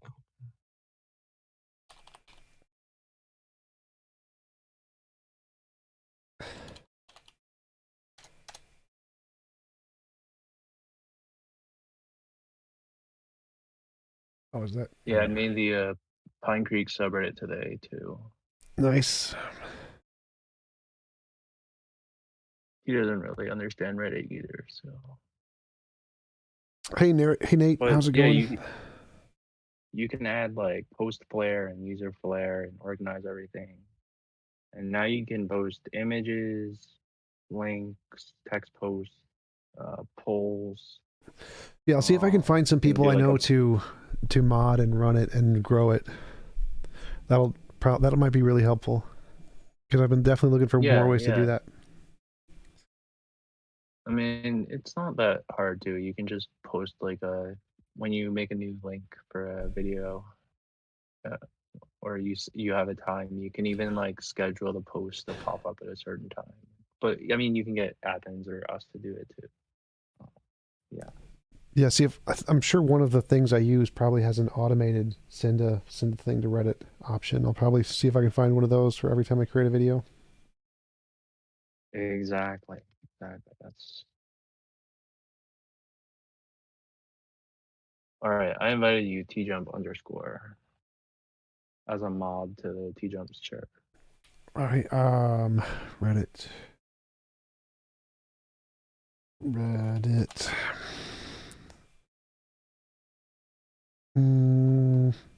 Notifications.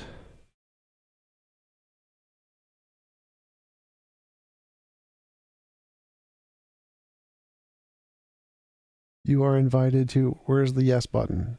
To accept, please visit. You have to exactly. You have to click that link. And accept. Click accept. Got it. Awesome. Cool. So you have full permissions. There'll be a little mod button in the top right of like the page when you're on that subreddit, and you can click that and then edit everything. There'll be like a panel on the far left. Mod tools. Yep. Hey, Um, Tom, I removed the timeout from him, so Awesome. he should be good. He should be able to hear that if he's still in the YouTube thingy.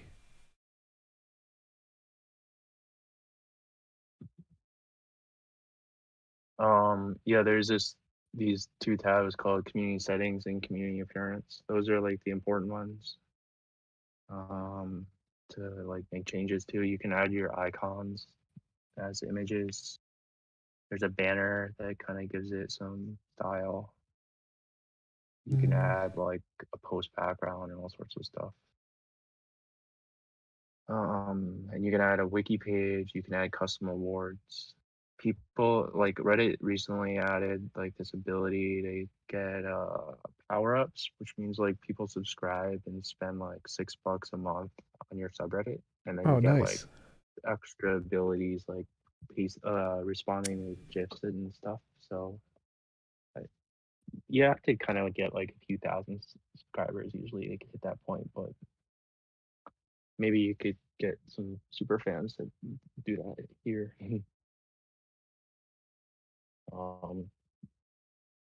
But yeah, I mean, there's honestly not like a ton of great like discussion subreddits. Like if you want to make it into like a religious debate subreddit, like you can like allow that, or you can kind of keep it around like your content. Like it could be, you could host conversations there too, same as here. All right.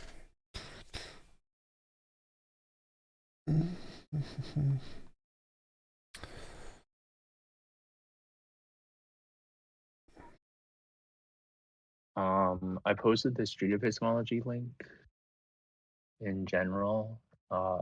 In there you can see a good example of like how far we can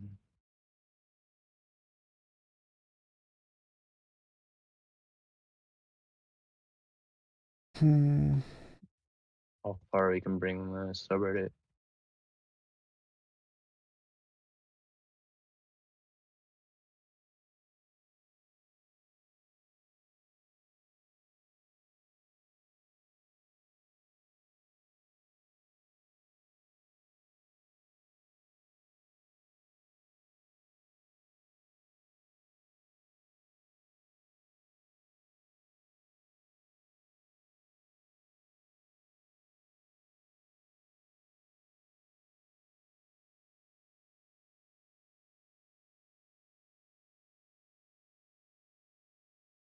Did you watch Doug's interview with Gary Habermas? Just the first part.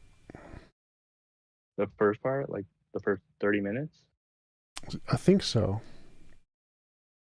It was only like 30, 40 minutes. Yeah, it was only like 25 minutes long. That's it. Canadian Catholic took up most of the rest of the time with other stuff. Yeah, he had some stupid questions in the beginning. I was actually so we made an unofficial Pine Creek server, and then he was trolling it. So you can find a link to that on our Pine Creek server if you want to go there. Reddit.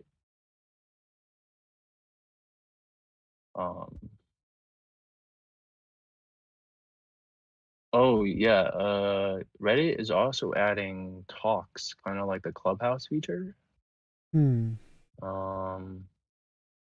So that's going to be like a new content type that mods can select. They're like testing it now, and you can like ask for it as a mod.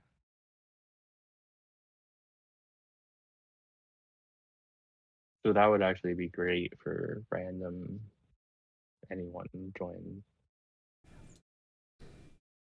debates and stuff. Yeah, definitely have to look more into that, see if it's an opportunity to grow stuff.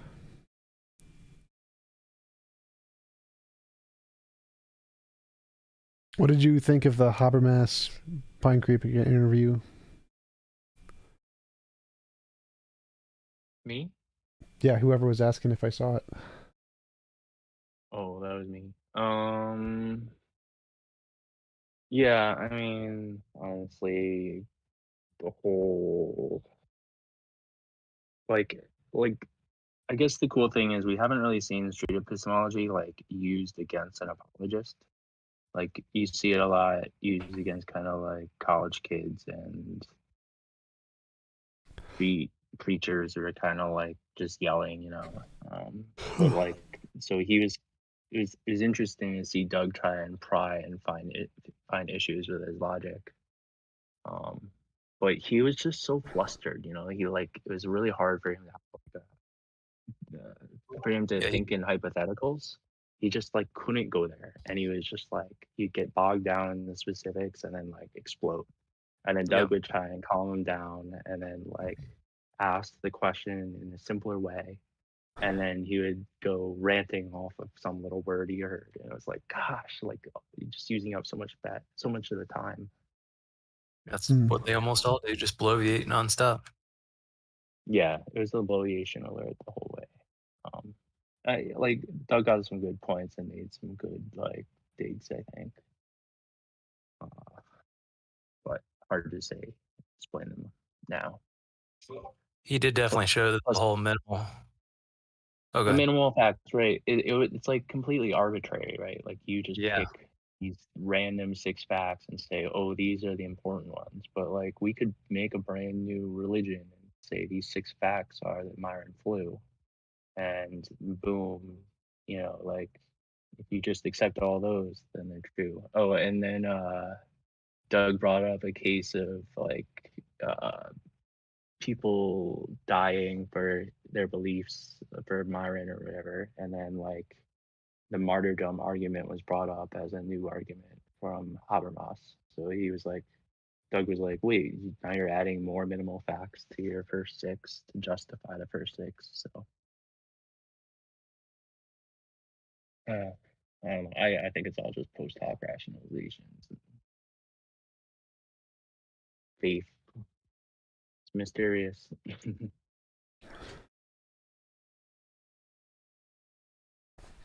Yeah, I don't think even if we granted the 6 facts, it means anything about God. It's like, okay. Right, right. Like, how can we learn more now? Like, oh, yeah, that might be one of the worst argument is the whole minimal facts thing, and I like how Doug pointed that out. That's pretty much like you're going to turn more people away than you are going to actually bring them onto it.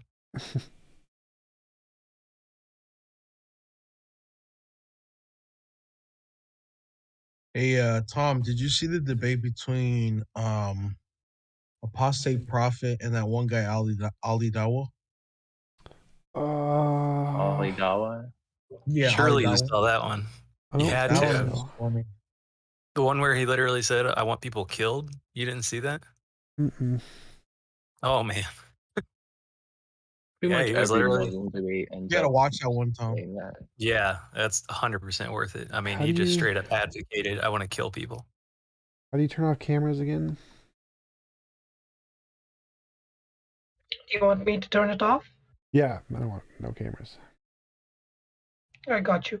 Is there a way to Why disable are you that smoking option in your room somewhere? anyway? Oh, I mean, if I could, I would smoke in my house too, though. If I could. I'm at my balcony. My room has a small balcony. I smoke there. Fine. I just smoke my weed right where I sit. Yeah, I'm I in mean, I'm Canada. vaping, but that's like innocent. Huh? You just gotta make sure you have a candle for the smell. Not with vaporized like hash oil. Oh, when it's vaporized, though, it's different. Yeah. Yeah. I got lots of charcoal filters around, considering I do a lot of soldering in here. Charcoal filters. Takes the flux out of the soldering.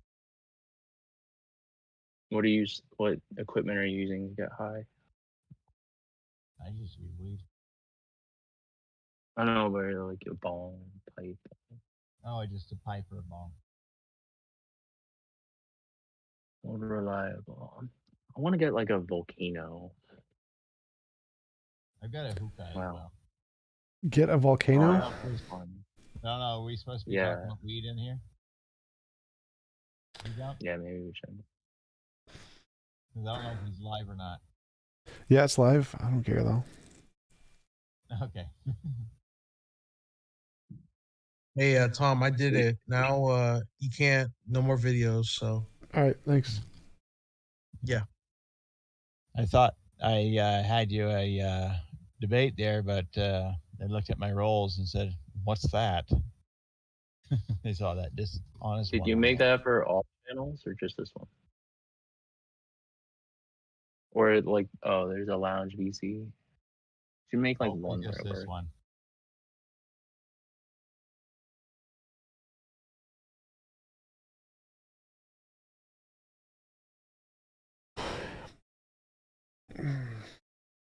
Anyone watching the Olympics?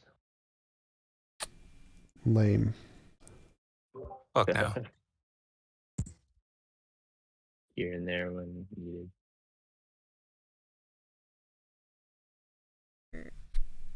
People spend their whole 4 years just so they can fuck up in the first 10 seconds. I mean, the Olympics are alright, but there's no reason to just watch other people do sports when you can do it yourself. Yeah, there you go. I mean, I'm not a big sports person. I just kind of sit in my room and deal with and dabble with shit. Why on watch the internet. YouTube when you could participate in Discord and be on YouTube? You know, that'd be interesting. I suppose.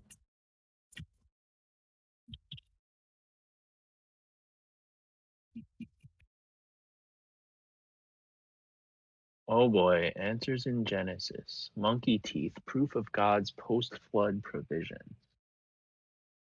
What about the strange and unusual atheist flat earther? Atheist flat earther? Oh yeah, are those real? I've heard They're those rare. are real. But They're very rare. they're rare. They're like the rarest species of them all. And I'm always like, God, Conspiracy theorists. I get so mad when they appear because I'm like, wait, you're not just like citing the Bible.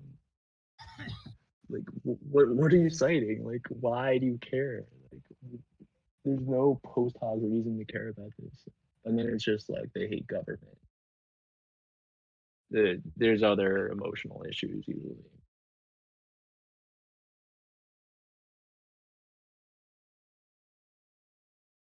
I remember one time we had back when Stage Discovery was on, we had a stage going, a flat Earth stage, and Tom went on pretending to be a flat earther. That was funny. Nice. I think he said something It would be about fun. Like, I don't know if I could like lie that hard though. Like, so I'm like, what model am I even believing in? Hey Frank, didn't he actually trick me with that? I don't know. Maybe he did. Yeah, I think God was there and he thought that Jose was. got me with it once. Yeah, it was I think God thought I was literally a flat earther at the time, and then the same with what was it? Ilmatic pretending to be Jay Dyer. Yeah, that was great. He did that a few times. I actually have that on recording somewhere. The interaction between me and T-Jump with him playing Flirt. Okay. See that. No, I remember T-Jump said something about general density or something like that, Tom? Oh my god. That was funny. Yeah, there's no gravity, it's relative density. Relative density, right? Yep. Goblin Lord, question for T-Jump. I understand your position on objective morality, but I actually don't understand why you accept that it's subjective in the first place, because I think it's an actual thing in nature. I think it's an actual like emergent property in nature and not just a thing made up in human psychology. So it's an actually existing phenomenon. That's a pattern that would be universal and it's objective.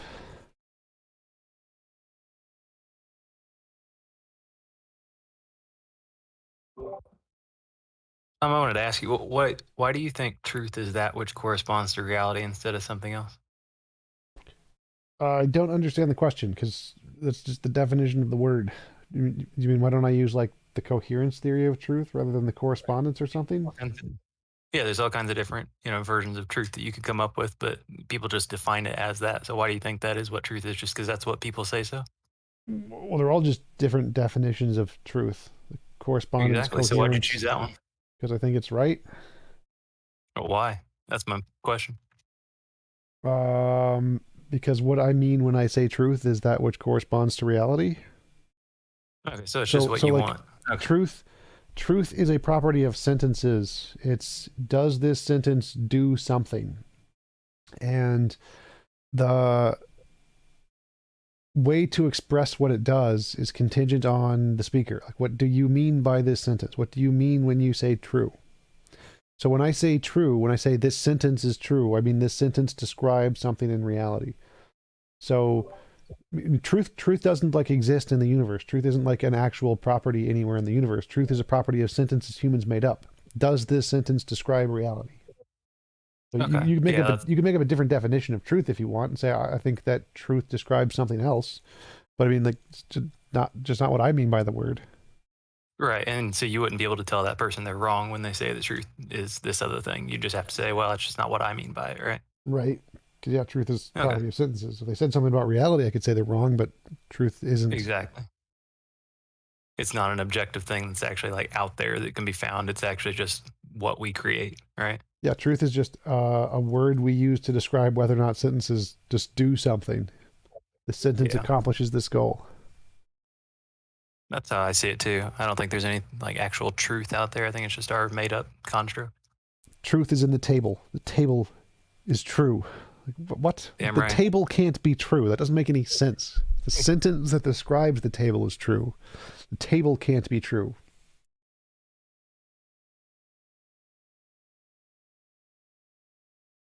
Everything becomes really abstract, huh? What?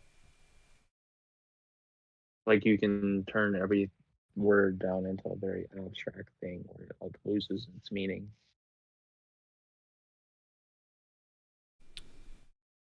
I just hate when like theist arguments end up there.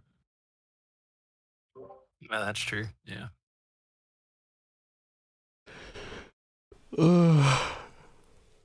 Hey Tom, can you hear me? Yep. Hey, thanks. First of all, thanks Frank for getting me on here. I wanted to ask go back to the objective morality point. All right.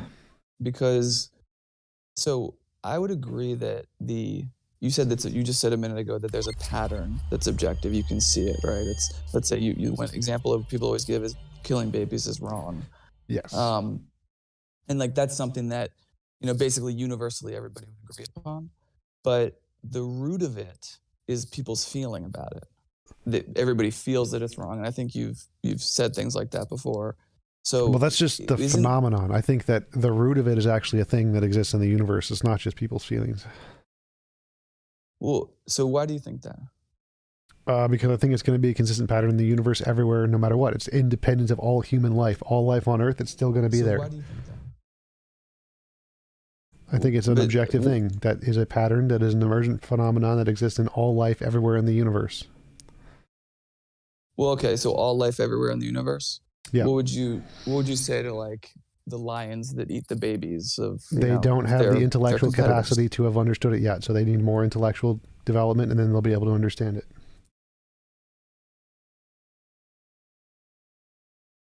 So it's the pattern is that as you gain in intellectual capabilities, then you will gain in intellect and resources, you will have an increase in moral aptitude. So lions don't have the correct intellect or available resources to do that. And if lions do have the available resources, they don't eat things anymore. They don't kill. Like if you give a cat enough food, it won't start killing things for food anymore.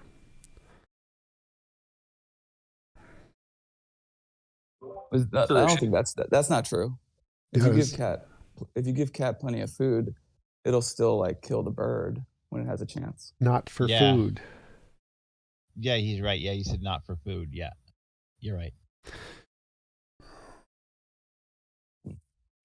So as intellect increases in animals, you see a pattern where the morality, converges with what we think it should be.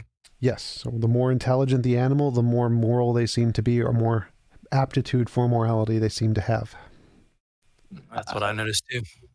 I think that this is a pattern that you can see, but I don't know how do you prove that? And I know you might say that you cannot prove anything definitively. You can just sort of look at the patterns and surmise a general direction.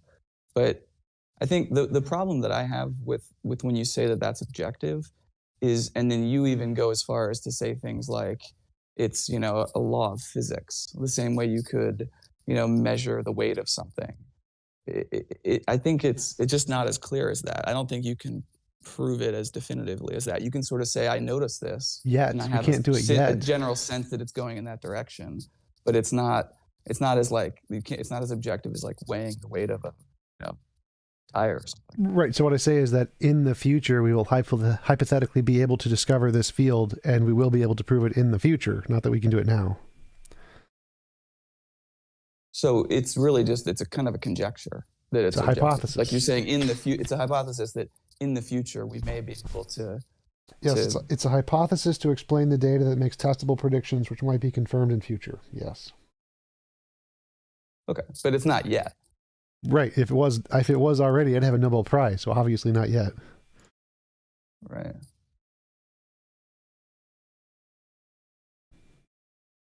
So I have difficulty then like concluding that it's objective. It's sort of, you're claiming that based on the data you've seen, it seems objective, and it seems like it could be proven to be so in the future, but it's not necessarily. Yeah, I find now. it highly likely that these things will be discovered in the future. We will find out that, yes, this pattern maintains throughout all life in the universe, and we will probably discover why. Okay. You mean like laws of like cooperation, or like ways that organisms like share and like have their benefits shared perfectly and stuff like that? What? Like we might just find like constant equations to those kinds of questions. Sort of, but I'm saying there's literally a physical law that causes all of those things. And there's like an actual emergent property that results from interactions of brains that actually exists independent of those brains.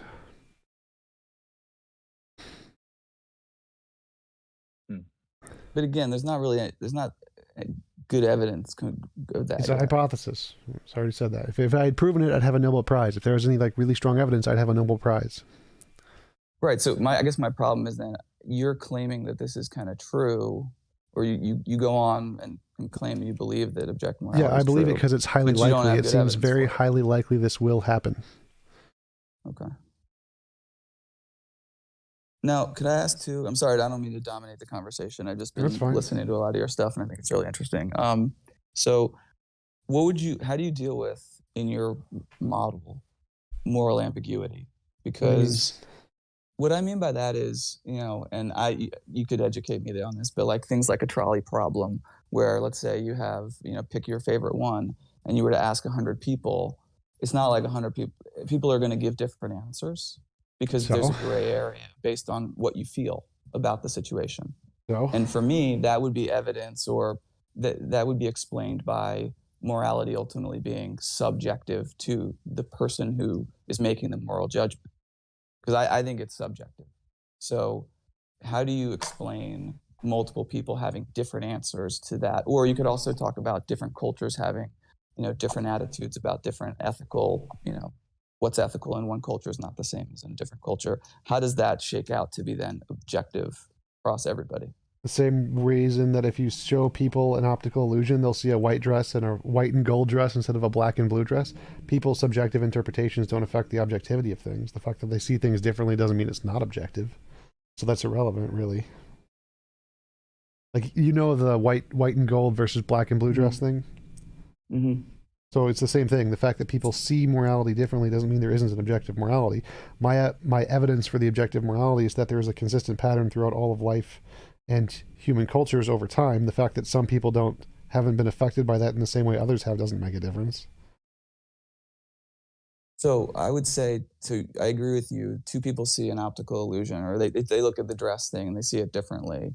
And you're saying there is a fact of the matter that you can get to the bottom of, like whether, an optical illusion or something. Yep. But I don't see, going back to the first point, that you don't really have the evidence yet of objective morality. I would say that you can't get to the fact of the matter around morality the same way you can with an optical illusion. Right, and I because already there said is if no I fact of could, the I'd have a matter, it's Nobel still Prize. subjective. Like, I don't know why you keep repeating the same question over and over again. Yes, I can't prove it's real. If I did, I'd have a Nobel Prize. That's like saying, if somebody believes we're going to Sure, discover Tom, aliens... but if I said I could prove God exists, then I'd have a Nobel Prize too. I mean, you could say anything, like you're claiming that it's objective. I'm not trying to be a jerk, but it sounds like you're claiming it's objective, but you don't have good evidence. That's the same thing theists do about God. No, it's not, because they're claiming they already have good evidence. I'm not claiming I already have good evidence. I have a hypothesis that I think is highly likely. But what would you say to a theist who said, well, if they just said God was a hypothesis, God exists, that's fine. I haven't proven it yet. Like I believe it's true because I've seen, of that's all fine. the experience That's I've had. Totally fine. So they can say I have a hypothesis, I think it's true, I don't have any good evidence, then they'd be like, okay, cool. Just none of them do that. Yep. What do you think is the best counter argument or other argument other than objective morality as this law? Say what? Like, is there subjective morality? Like, as What, the could you rephrase your original question?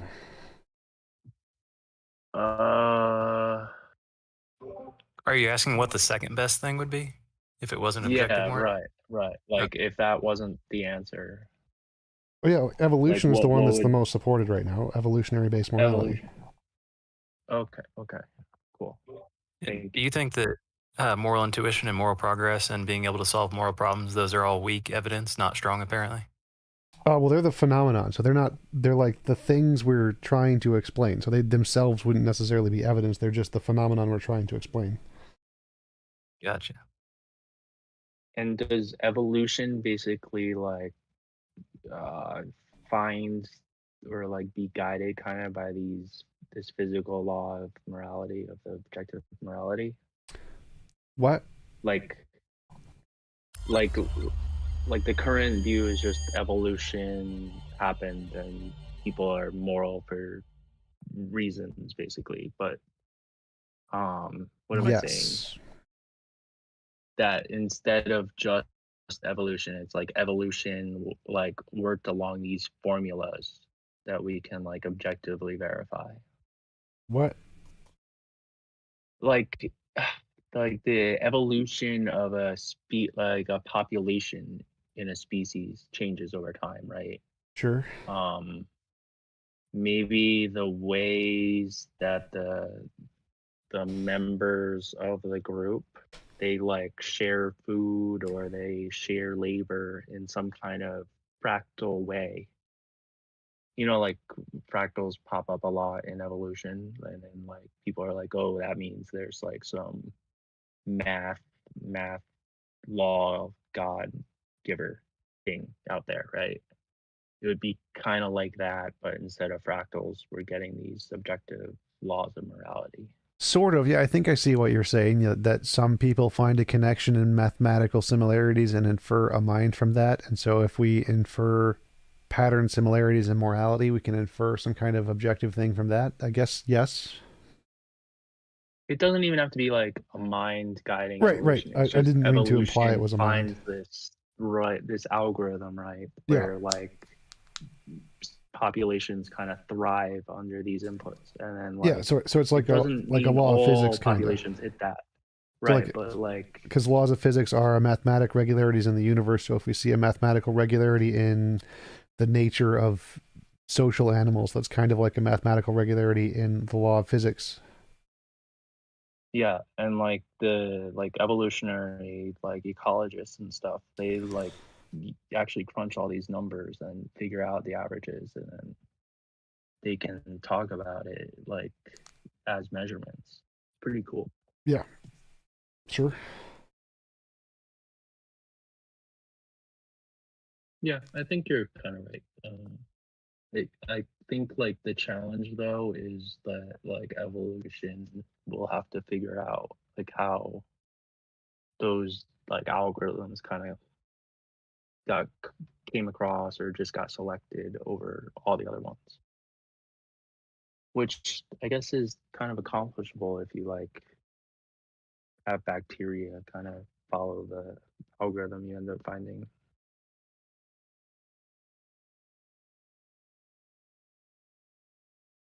You could think of it as like bacteria sharing like a glucose source in a petri dish, right? Like they could all eat it really fast and then die out, or they could kind of create community and share it somehow.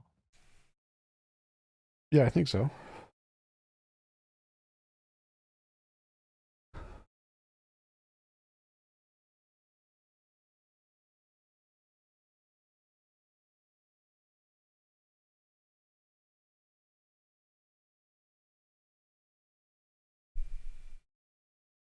There any good debates coming up this weekend?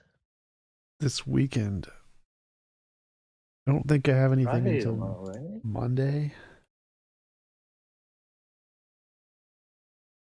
I have one tomorrow with Mango. Mango is coming back. Oh, nice. Yeah. No. Is that about objective morality again? I have no idea. He paid for the debate. He can say whatever he wants to say. I was gonna say that. Did he pay again? Yep. What a dummy. Wow. Oh my gosh. I hope biblical shows back Is he up. a theist or an atheist? He's the shapes and I colors. missed the last. Yeah, I think he's a okay. theist. Ooh. He's not a deist, is he? I'm still kind of thinking he's probably Mango. He's probably the same as Mango. He's also from Australia, so I'm thinking he's Mango. I mean, I think Mango is biblical theism for the win. Biblical. Oh, he definitely is. Oh. I think didn't he call Atheist Experience or Talk Heathen a few months ago? Oh yeah. Like for a couple weeks in a row on every single show. He's hard to listen to. But keep taking his money. Yep. He's not a flat earther, is he? I don't think he knows shapes well. Possible. Flat is the lack of a shape. No. Flat is the shape of a flat earther's brain. Oh my God, your discussion with Mango was almost brain? too much to watch.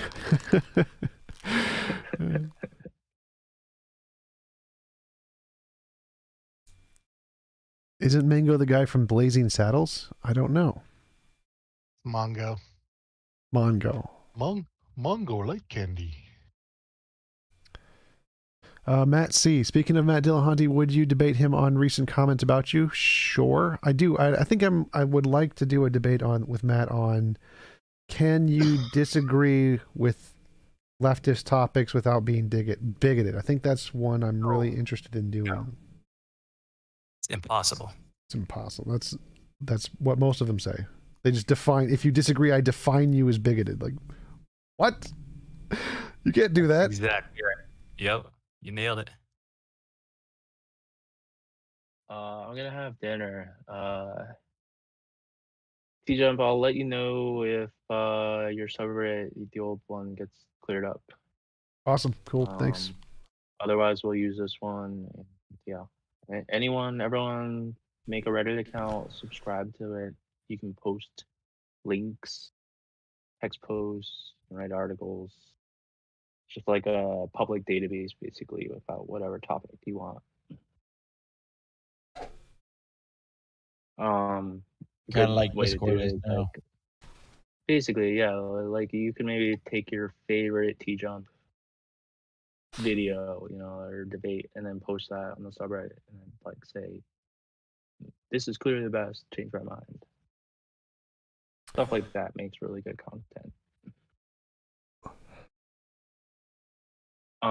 And also TJump, we can build a schedule in and connect like a Google Calendar and stuff, and all your future all your future debates can be like in the sidebar Cool. on Reddit. So like people could use that basically to figure out when new debates are coming. All right, guys, I'm out. See you later. We're going. Hey, By Tom. the way, Hey. go ahead. So sorry to belabor this point. I've just been kind of mulling over what you said. So you're familiar with Sam Harris's health analogy to morality, right? Yep. So would you be tempted to posit that there's like a law of physics called health that we're all like moving toward in a similar fashion? It troubles me that you're positing this hypothesis when it seems like a far simpler explanation is that just like health, people don't want to be sick, they don't want to throw up all the time. So generally speaking, we all agree that it's healthy to not throw up all the time. That's a subjective fact. We can speak objectively about a subjective fact about ourselves. That's how he phrases it. And I would just think that morality is exactly the same way. It's just there's a lot of things that are subjective preferences that so many people have in common that then we codify them as morality. We make laws about them. People generally agree about them. I don't see why you're tempted to posit a law of physics like gravity.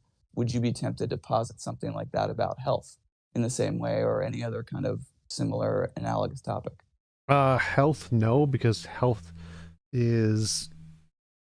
doesn't really make a difference because you can just change your physical shape, your physical body. Health then is just irrelevant. So I would say that it's the same. Sorry, go ahead. It's not the same thing. So I'd say that morality is a thing we will see as the same everywhere in the universe. If we go to another species, another planet, will they have a view of morality? Yes. Will it follow the same pattern ours does? Yes. Will they have the same view of health? No. Because they'll have different bodies, presumably. If you find an alien species that's vomiting all the time, I mean, presumably if they have any type of anatomical structure like we do, like... Right, but they could just have a different anatomical structure where vomiting is good for them. It's a part of healthy things like birds where they vomit food, and then it wouldn't be unhealthy anymore. So that's purely subjective to the physical shape of the body and nothing else. But okay, would they not though have the concept of health not as specific to vomiting, but just the idea of things that make you, live longer and flourish more versus things that make you die and be diseased, whatever shape that takes? Not necessarily, no, because there could be different things. Like they could live like the tardigrade or things that don't die and don't age and have a completely different view of health. So no, it would not work that way. Well, not aging, but something could still kill them, right? Like getting their head chopped off or something. Yes. But presumably, if we're talking about a different species or alien, they are organic, No, I'd say organic and synthetic. So like artificial intelligence is non. Okay. I don't know what that's. Okay, how about something that has a physical body? They're still going to have the concepts of health. They're still going to have a physical body, but no. So the answer is going to continue to be no. No matter how many times you ask, it's going to still be no. I don't see why it fails though. Because physical health is contingent on how your body works. How your body can work can be completely opposite. So what can be healthy for one is not healthy for another. Someone can vomit all the time and that be a healthy part of how their body works. So no, it's not objective in that way. I think, though, you could make similar points about morality, it being subjective. And I'm saying that's literally wrong, that everywhere in the universe are going to say yes, they're going to find this exact same pattern. But certain things aren't always immoral to different people in different cultures. Because they're ignorant of morality, Kay. I wouldn't say that's right. I mean, let me give you like an example. I don't want an example because I already know what you're going to say. You're going to ask the same question over and over again, and I'm going to tell you the exact same answer over and over again. When we go into the universe, we're going to discover that all the species with the same intellectual capability we have will have the same patterns of morality we have. And if you get more intellectual and more technologically advanced, you're going to have the same pattern accentuated into the future. Like, I don't know why you keep asking the same question What over and over about again. infidelity and cheating, right? I So don't think it's immoral. that's generally considered wrong, but it's not considered wrong to the same extent in every culture. Like some cultures expect it and actually are kind of interested or intrigued by it. Yeah. But in other cultures, it's considered immoral. Yep.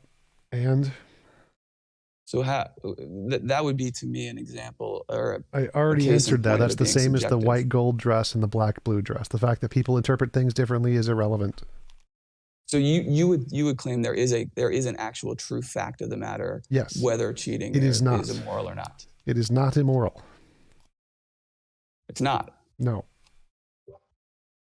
But what about people who consider it? I don't compute. Like, They're wrong. Who then decides? Like, how do we know? The universe itself decides. It's literally written into the fabric of reality. It is a law of physics. The universe decides. You don't get an opinion. Sure. Okay. So you're positing there is a physical law, like a law of physics. Yep. That determines whether cheating is wrong or not. Sort of. Yes. And all the people in the world, some people who think it's good, some people who think it's bad, are just interpreting that. They're looking at a dress differently, and they don't. Some of them are looking at the law of physics correctly, and some of them are looking at it incorrectly. Yes. And we don't know whether it's correct or not until we one day discover the law of physics. Yes. Right. But that's kind of, I mean, don't you think that's a little impractical in terms of like how we make moral decisions day to day to wait until that doesn't matter. Like whether or not it's practical is irrelevant. So whether or not it's practical to like measure the speed of light in the 1800s is irrelevant. Like we couldn't do it. Does that mean it's true or false? No. The pragmatic implication is irrelevant here to the truth. Well, I think that is true. I agree, but it's relevant for people who talk about morality as being important. And the reason we're even talking about this is like kind of an atheist channel, right? And God is like, the sort of the topic du jour, right? And the point is that the reason what theists do is they've put morality up as a reason to explain why God exists, right? And then they say to atheists, explain morality. If we don't have morality, then like atheism is, bad effectively. And you're positing this physical law point. And I don't think that's, it's just a hypothesis. There's no good evidence to support it. And so when you put that out there, I think it makes, in my opinion, again, no offense, but I think it's a bad argument, because when people hear you say that morality is like a physical law, like gravity, it sounds like it's kind of stupid because we don't have any evidence for that. I think it's a far better explanation to just say that it is the result of the data we see. Human beings are, generally agree on a lot of these things, and there's ambiguity, yes, but it ultimately is subjective, and we all agree on it. That's the truth. Well, you can think that, but you're just wrong. So again, consensus of experts in philosophy is that it's objective right now. The question is how. So it's not really, like, you can think that as much as you want. I just don't care. So the consensus of philosophy, it's objective because there's a physical law. No, that's just my hypothesis. They have lots of different explanations of what it is. Emergent property, a priori abstract, Platonic object. There's lots of different theories. We have no idea.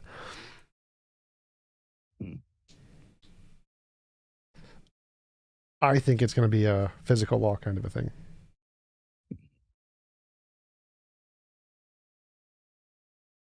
Well, I guess I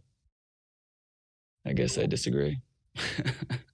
I get your concern that it looks bad in terms of like practicality, but it depends on what you're after. Are you after the truth, or are you after just something that's practical? Well, I think that practicality is like the most important thing about morality. Like I agree with you, the distinction between what's actually true, what's factually true, and what is practical, right? But morality, the relevance of why we even talk about morality, it's not because we think there's some true thing in the universe, like a law of physics. The reason anyone cares about morality is because it has to do with how we treat each other, and that is completely a practical consideration. So, like, how should we act toward one another? That's a relevant, important question that people care about, and that's why it's always coming up in theist and atheist debates. Because they're saying this thing that everybody really cares about, guess what? We're theists. We can ground it because we have a source of it. You, as an atheist, can't. And that's a weakness of your worldview. That's the reason it's coming up, not because we're trying to solve the E equals MC squared of the morality. Wait, that's exactly what they're trying to do. Who is? Theists. They're saying they can solve the E equals MC squared of morality. That's the whole point of the God thing. When they say ground it, what they mean is they have some kind of correspondence to reality that they can ascribe to morality, and atheists can't. So there's some phenomenon in reality that can't be explained that they can explain. They're literally trying to do the E equals MC squared thing to morality. That's true, but I would say the way to undercut that argument is to say, because actually, let me make one other point. Is if it were true, if you were to grant theists that their God does exist, then I actually think they do have a basis for objective morality, because it's objective the same way that you can look at a yardstick and say this is objectively 1 inch, right? You can objectively look at the rules that the Sky Daddy put out there and say, those are the rules. They're objective because he put them out there. And now you might argue, yeah, but ultimately that's subjective because they're just up to the whims of the Sky Daddy. And I would agree with that. But nevertheless, you could change on a yardstick what an inch is. So the same way the Sky Daddy could change the rules, but at any given moment, the inch is the inch and the rules are the rules. So if you grant that God exists, I think they do have a basis for objective morality in the sense that it's observable and objective. Boom, that's the rule, right? But the way to undercut them is to say, that's all well and good, but the reality is you just haven't shown that the God exists. Instead, what you're doing is you're trying to undercut them by saying it's a law of physics, which is a hypothesis quite. You have no evidence for. So there's 3 things there. One is that when we're asking about real morality, objective morality, we want to know, is something real, true, independent of opinion? That's what objective means. So if it's contingent on God's opinion, it's not objective. It's not that. Sorry, you finish your point. The second thing is that the way to counter their argument is just to say, you've made up something to ground morality, we can make up a different thing to ground morality. So we don't even need to provide evidence of a law of physics. We can just say it's possible to ground it without a God, because anything else we could make up could also ground it. And so you don't need to provide evidence for it. But those are also completely separate from whether or not there is such a thing as objective morality. Sorry. So the way I address their argument is just to say we can make up something to ground morality too. Neither of us have any more evidence, so we're both equally justified. I don't actually use this as a way to necessarily counter their argument. What I think morality is separate from countering their argument. Mm-hmm. But you think it is the physical law? Yes. Right. I mean, going back to the first comment you made, remind me, what's your definition of objective? It's independent of opinion? True, independent of opinion, yeah. Okay, so I guess this is just a fundamental difference of opinion, but I think that going back to the morality question about, infidelity, for example, or you could pick a huge number of gray area topics where the ethical choice is a kind of a gray area. It ultimately comes back to the human being's feelings, the subject's feelings about what that morality is. I guess you're just going to say I'm still saying the same thing over and over, but I'm saying, that seems to be a lot better. Response. It seems to be a lot better of an explanation than to just hypothesize a law of physics for which you have no evidence. Isn't like why is your explanation better than mine when I'm talking about, it seems fairly obvious that I have a feeling about morality. Other people all have feelings about morality. We come together as a society and we create traditions and standards based on our collective feelings. That seems to be like a very sensible explanation for what's going on. And then you're positing something for which you have no evidence. Why do you go with that explanation and not mine, I guess? Because yours would make no sense as to why we see moral progress. That's the exact same in every culture and every species on the planet that follows the same pattern. Well, I think I can make sense of that. And that is, no, if it's arbitrary and decided by the values of the people, then it would be random. There wouldn't be one. If there wouldn't be a consistent pattern that's the same in all cultures all over the world, it wouldn't make sense anymore. I think the way that I would explain the point, so I have an answer for you. The way I would explain it is, I guess I'd probably reference back to Sam Harris with the concept of well-being, which is that even though people have differences of, I think, so there's different categories. Some categories purely are subjective, and we just make up a rule, like let's say infidelity and, Latin culture. My wife's from Latin culture. Like I've learned about that through her, that they have different like sensibilities about these things, right? And so those are things where the morality is sort of, actually is subjective in the end. But then there's other things that you could ground in well-being, which have to do with really physically hurting people, causing pain, stealing things, giving people freedom. There is a well-being that you can ground the subjectivity to, that creates progress when people are creating more well-being over time. And we discover those things through consistent, reliable patterns, like more liberty, freedom from pain and suffering. Those things they can explain why subjects have better experiences in life and more well-being when they're free from suffering and all those terrible things. And that's why we have progress in the direction towards more freedom.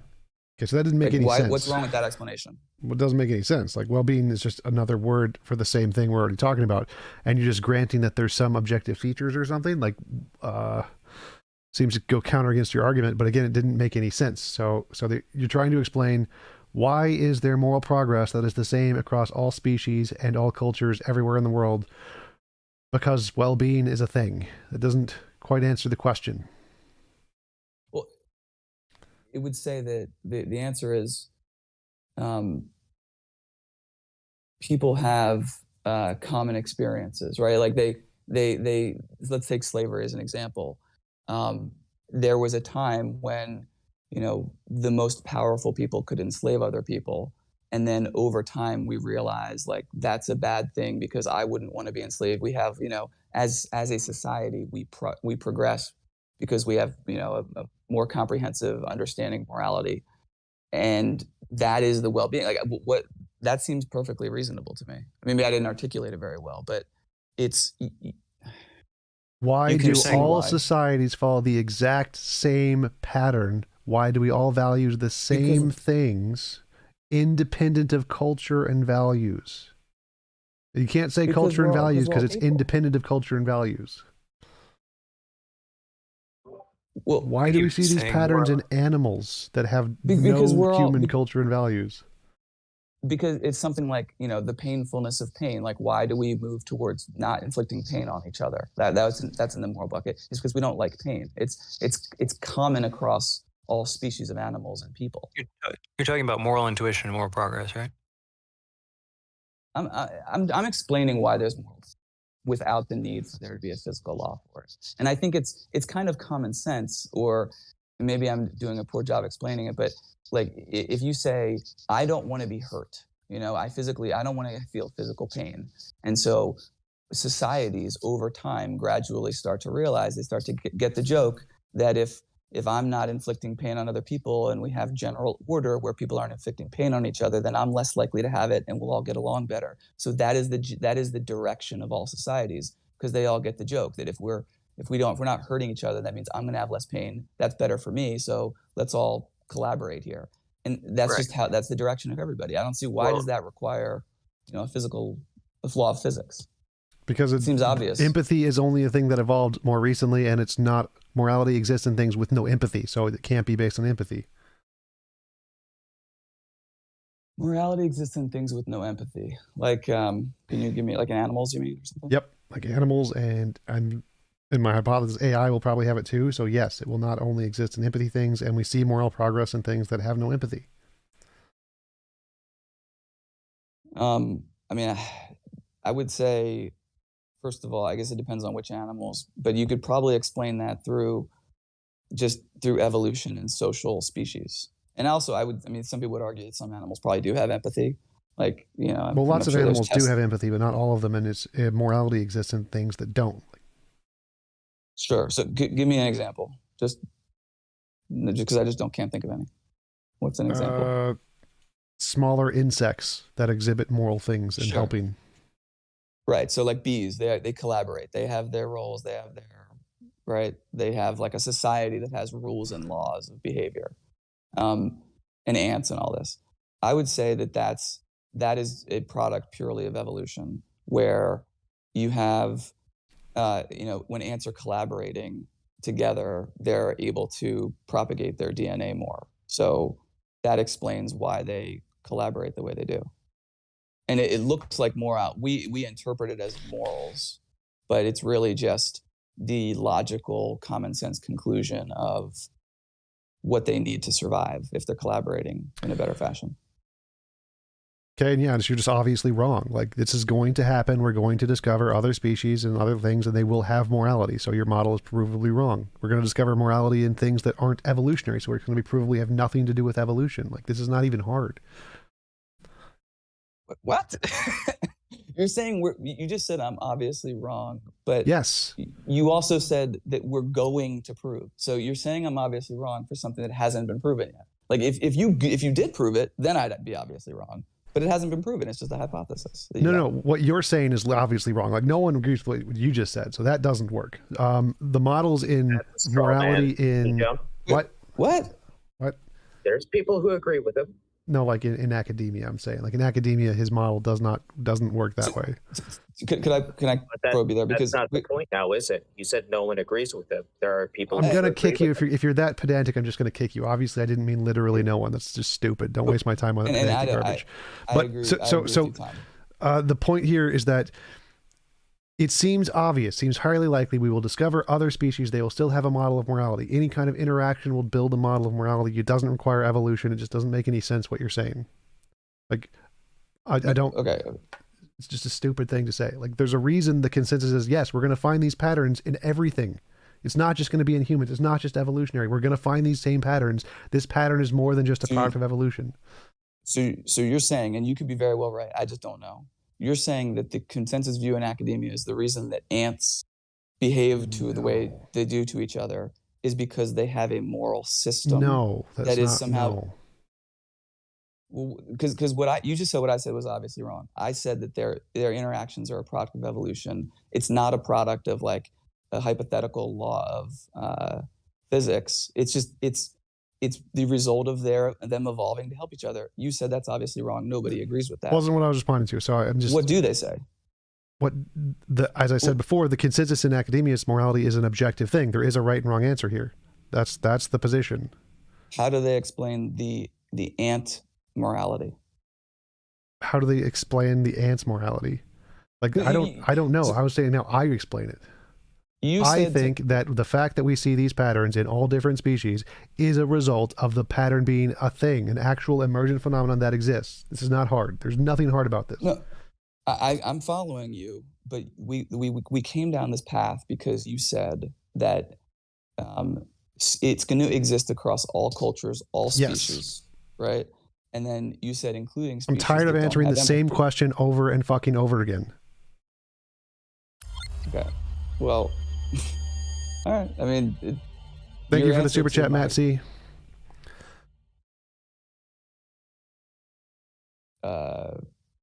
If you don't want to talk about it anymore, then yeah, it's so fucking stupid. Like, no, we will discover morality in future things. If you don't believe that, you're a dumbass. Like, you have to be stupid to not think, yes, we're going to discover morality in other things. Yes, it's probably going to follow the same pattern, which means everything you're saying is wrong.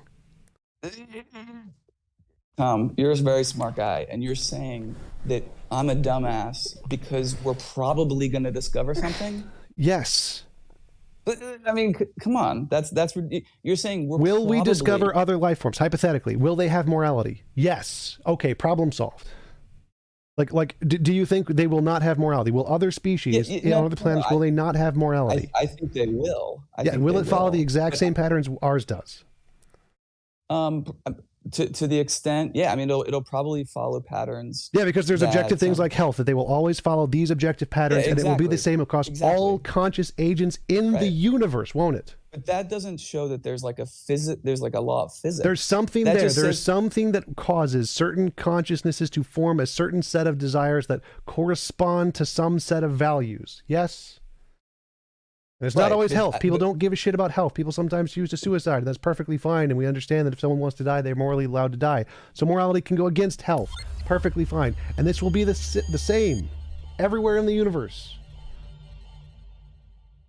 Right, but you So yes, there's some pattern. There is some pattern. There is some function right? of reality that causes consciousnesses to have this set of values that is independent of health, independent of evolution, most likely.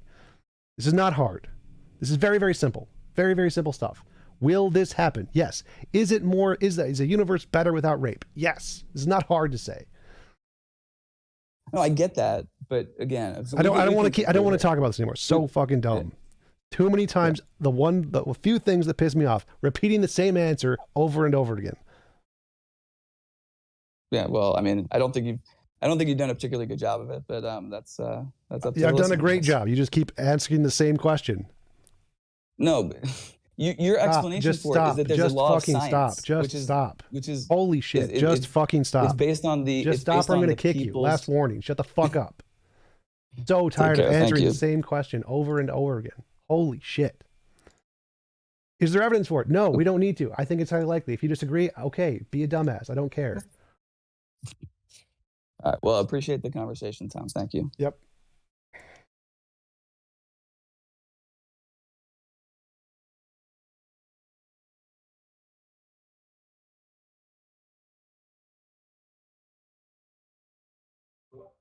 Anybody else got anything?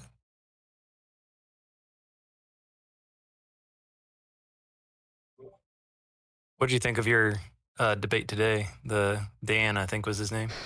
I don't think it was supposed to be a debate. It was just more a conversation, but I just gave it my general title. Yeah, it was definitely not a debate, that's for sure. It was just some guy being super friendly, like over the top friendly, like, hey, look at me, I'm a Christian. Yeah, This is how friendly we all are. Yeah, it wasn't scheduled as a debate, so it's just an open conversation. Yeah. Yeah, it definitely didn't go. I was thinking it was going to, just from the evidence of God thing, I know you put that on anything that generally has to do with God, but yeah, he definitely didn't. I mean, did you think of anything where he actually gave any, possibilities for evidence of God? I don't remember any. I didn't ask for any. So again, I never told him about that title. The title was completely separate from the conversation. It's just the thing I put on there. So it wasn't supposed to be. That's what I figured. Since you said you just generally do that for all those things, so I figured. Yep. So it was. He didn't expect. I never told him I was going to ask for evidence. So that was not his fault. It would be mine for putting that title in without him knowing or something. No, I understand. Thank you for the super chat, Goblin. Like, anyone should know I'm annoyed if I have to repeat the answer over and over again. I'm always annoyed for having to repeat the answer over and over again, so that should not be a surprise. Thank you for the super chat, Antipode. Some define good as something. Stop scrolling. Some define good as something that ought to be done. How do you define good in your system? Where you have no oughts? I think good is the state of having no involuntary imposition of will. That's good. Or something along those lines. No involuntary imposition of will is good. Tom, was that the most mad you ever got during the debate? Because I've never seen you that pissed. What, you mean like 5 minutes ago? No. Yeah. It's definitely not the most, no. Most mad probably be one of my Jay Dyers. Yeah. Who's more annoying, Trey Jadalo or Smokey? I don't find either of them that annoying. They're both moderately levels annoying. Oh, okay.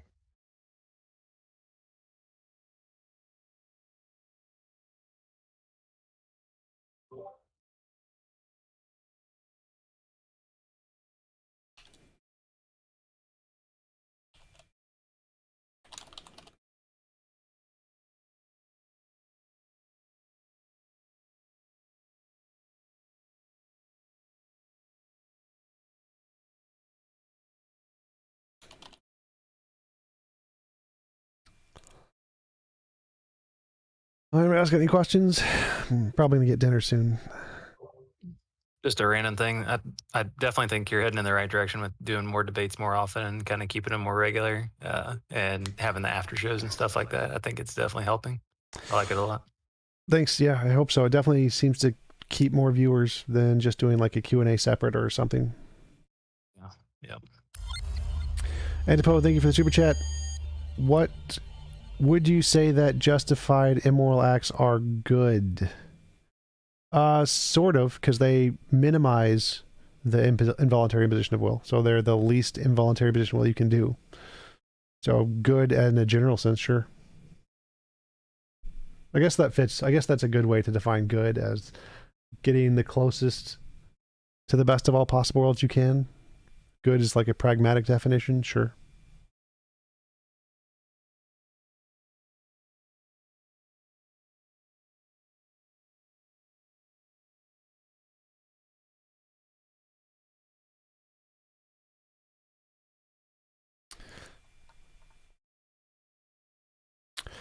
I didn't find Dee Dee that annoying. Somebody said if infinite patience with Dee Dee. Like Dee Dee didn't really ask the same question over and over again very much. He did actually make progress, sort of. Right? He's almost just fun to play with. Like, it's so insanely predictable. Yeah, the hard thing with him though is he doesn't give you enough time to speak. I think that's the most annoying thing about Dee Dee. Agreed. But Tries to control every. I do find his tree interesting. His conversation tree. Yep. He's got it down to science. So I would definitely like to. I would enjoy talking to somebody and going through his conversation tree if they were more amicable. Thank you for the super chat. Meistrahan. Is a debate your default method for changing someone's mind? My goal has never been to change someone's mind. Do not care. I think debate has like a 0.something% effectiveness of changing people's minds. I don't know. Like the best way to change people's minds is just science, I guess. That probably has a higher success rate than debate. Still a pretty low success rate overall. You mean of changing the person's mind you're debating against? His question is debate your default method for changing someone's mind? And so for changing someone's mind, debate is not very effective. It's a very low % of debate of minds are changed. Psychology would do better. Of what? Really? Because I oh yeah, go ahead. Axiom said something about. Yeah, I just think psychology would probably do better than a debate. Psychology? You mean like explaining psychology to someone? I think it'd be more about getting to know the individual and using like psychology, figuring out why they believe what they believe. Basically, street epistemology mixed with tough questions to figure out what they went through, why they went through it, how that links to past experiences, etc., and how you can basically reformulate their ideas. I think that definitely has a slightly higher success rate than debates, because street epistemology, especially since it's using cognitive dissonance and just asking questions, is a lot better than confrontational disagreement, but still has a low success rate.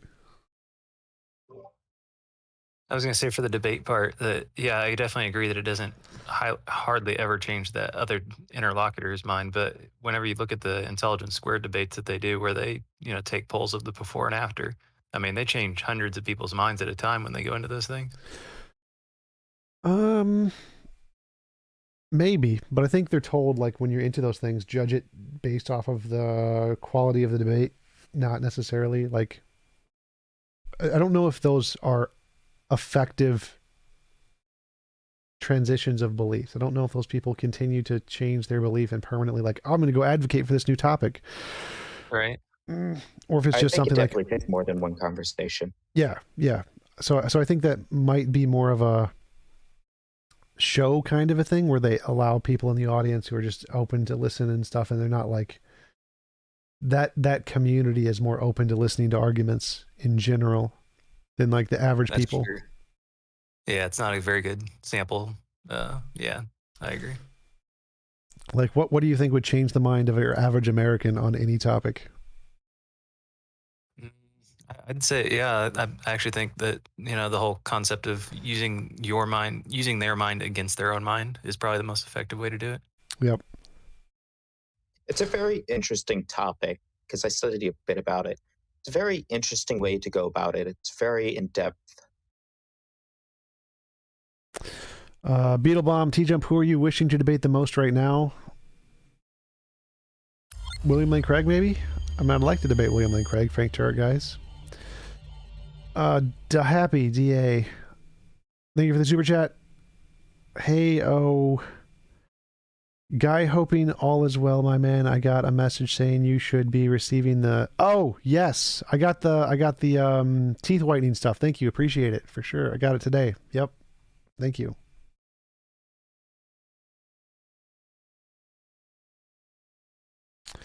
Sent me some really fancy, nice teeth whitening stuff because I got yellow teeth. I'm actually doing the same thing. That's funny. Oh, what kind do you have? I have no idea. He just sent me the stuff he is because he's a dentist guy. So, gotcha. I could tell you what he didn't get. Acid, cocaine, meth. There's a lot of things I did not get.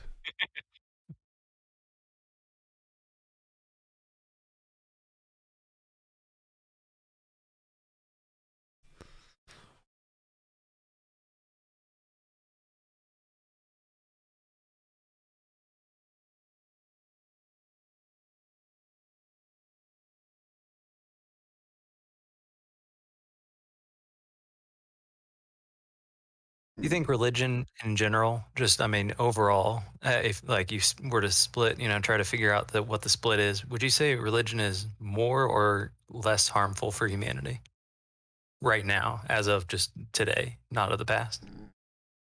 It's a complicated question. So I think that it's like asking, is a spear more harmful or less in society today? Like, spears were great 2,000 years ago. They really, really benefited a lot of people. But today we have guns and stuff. So exactly. So what's your answer? Take your best guess. I mean, well, the question is like. Also, wouldn't that be like Swanee? What? The question is like, would humans today, like, if religion. If we could replace all of their memories with non-religious ideas so they didn't like have all of their religious biases, would they still be as positively benefited by those secular ideas? Maybe. Exactly. I think that would work. I think they would. I honestly think it's more harmful than less harmful. But I mean, like, if we, let's say we just disproved every religion tomorrow, like just proved every religion wrong. Yep. I don't think that would be good for society. I think a lot of religious people would go crazy. First, I agree. But I think after things settle down and people realize the truth, then they'll be like, okay, well, now we're all on the same page. This is beautiful. We can actually work together now. Oh, I think shit would burn. It would for a little while, for sure. Maybe like a few hundred years. It sounds like for a little while, a few generations. Just a little bit. We'd be back in the Stone Age. People would go shit nuts.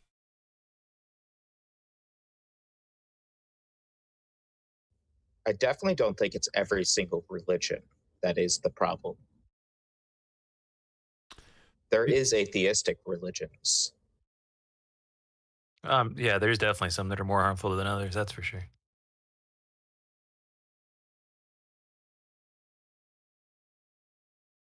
There are definitely atheistic religions, sort of, and I definitely want to create one, so I definitely agree there. Yeah. I'm a part of an atheistic religion, so. Yeah. Which one? I do not speak for the Church of Satan, but I am a member of the Church of Satan. Which one is, because I keep getting those confused, the Church of Satan and the Satan? LaVey. Gotcha. Which is the one that like actually worships Satan? Is that the Satanic Temple? That would be the Satanic Temple, and I'm not trying to misrepresent. I'm only going off of what their original website said. But if you want to go with more evidence-based, Luciferians believe in a literal worship of a semi-Satan, but they replace Satan with Lucifer. Those are the same, aren't they? Lucifer is the fallen angel. No, Satan. So Satan only ever meant the adversary. It was more of a position in the Hebrew Bible than it was an actual entity. Lucifer was in the Bible a fallen angel, but before the Bible was a Roman god. Bringer of the light, by the way. A lot of people don't know that. I But thought that was Prometheus. very fascinating information. I provide links if you so wish.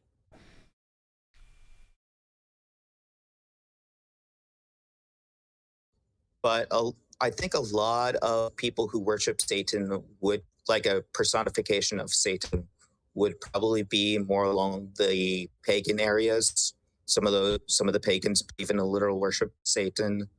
Some pseudo-Christians believe in a literal worship of Satan. It really depends on the religion.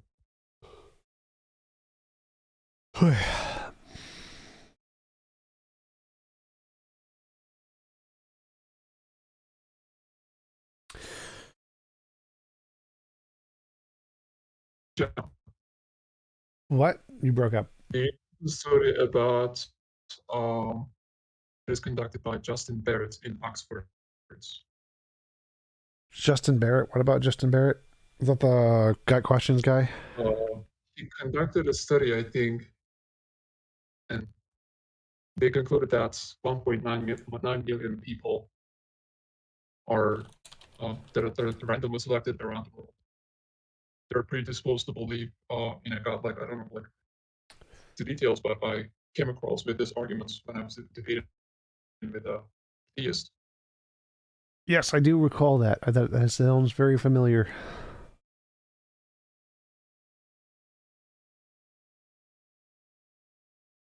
I think there was also another study about how conservatism and religion are a part of the same kind of psychological function in a lot of ways.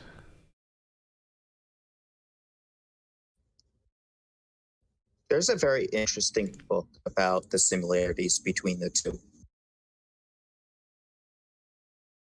Or at least I think there is. Can't remember the book's name, though.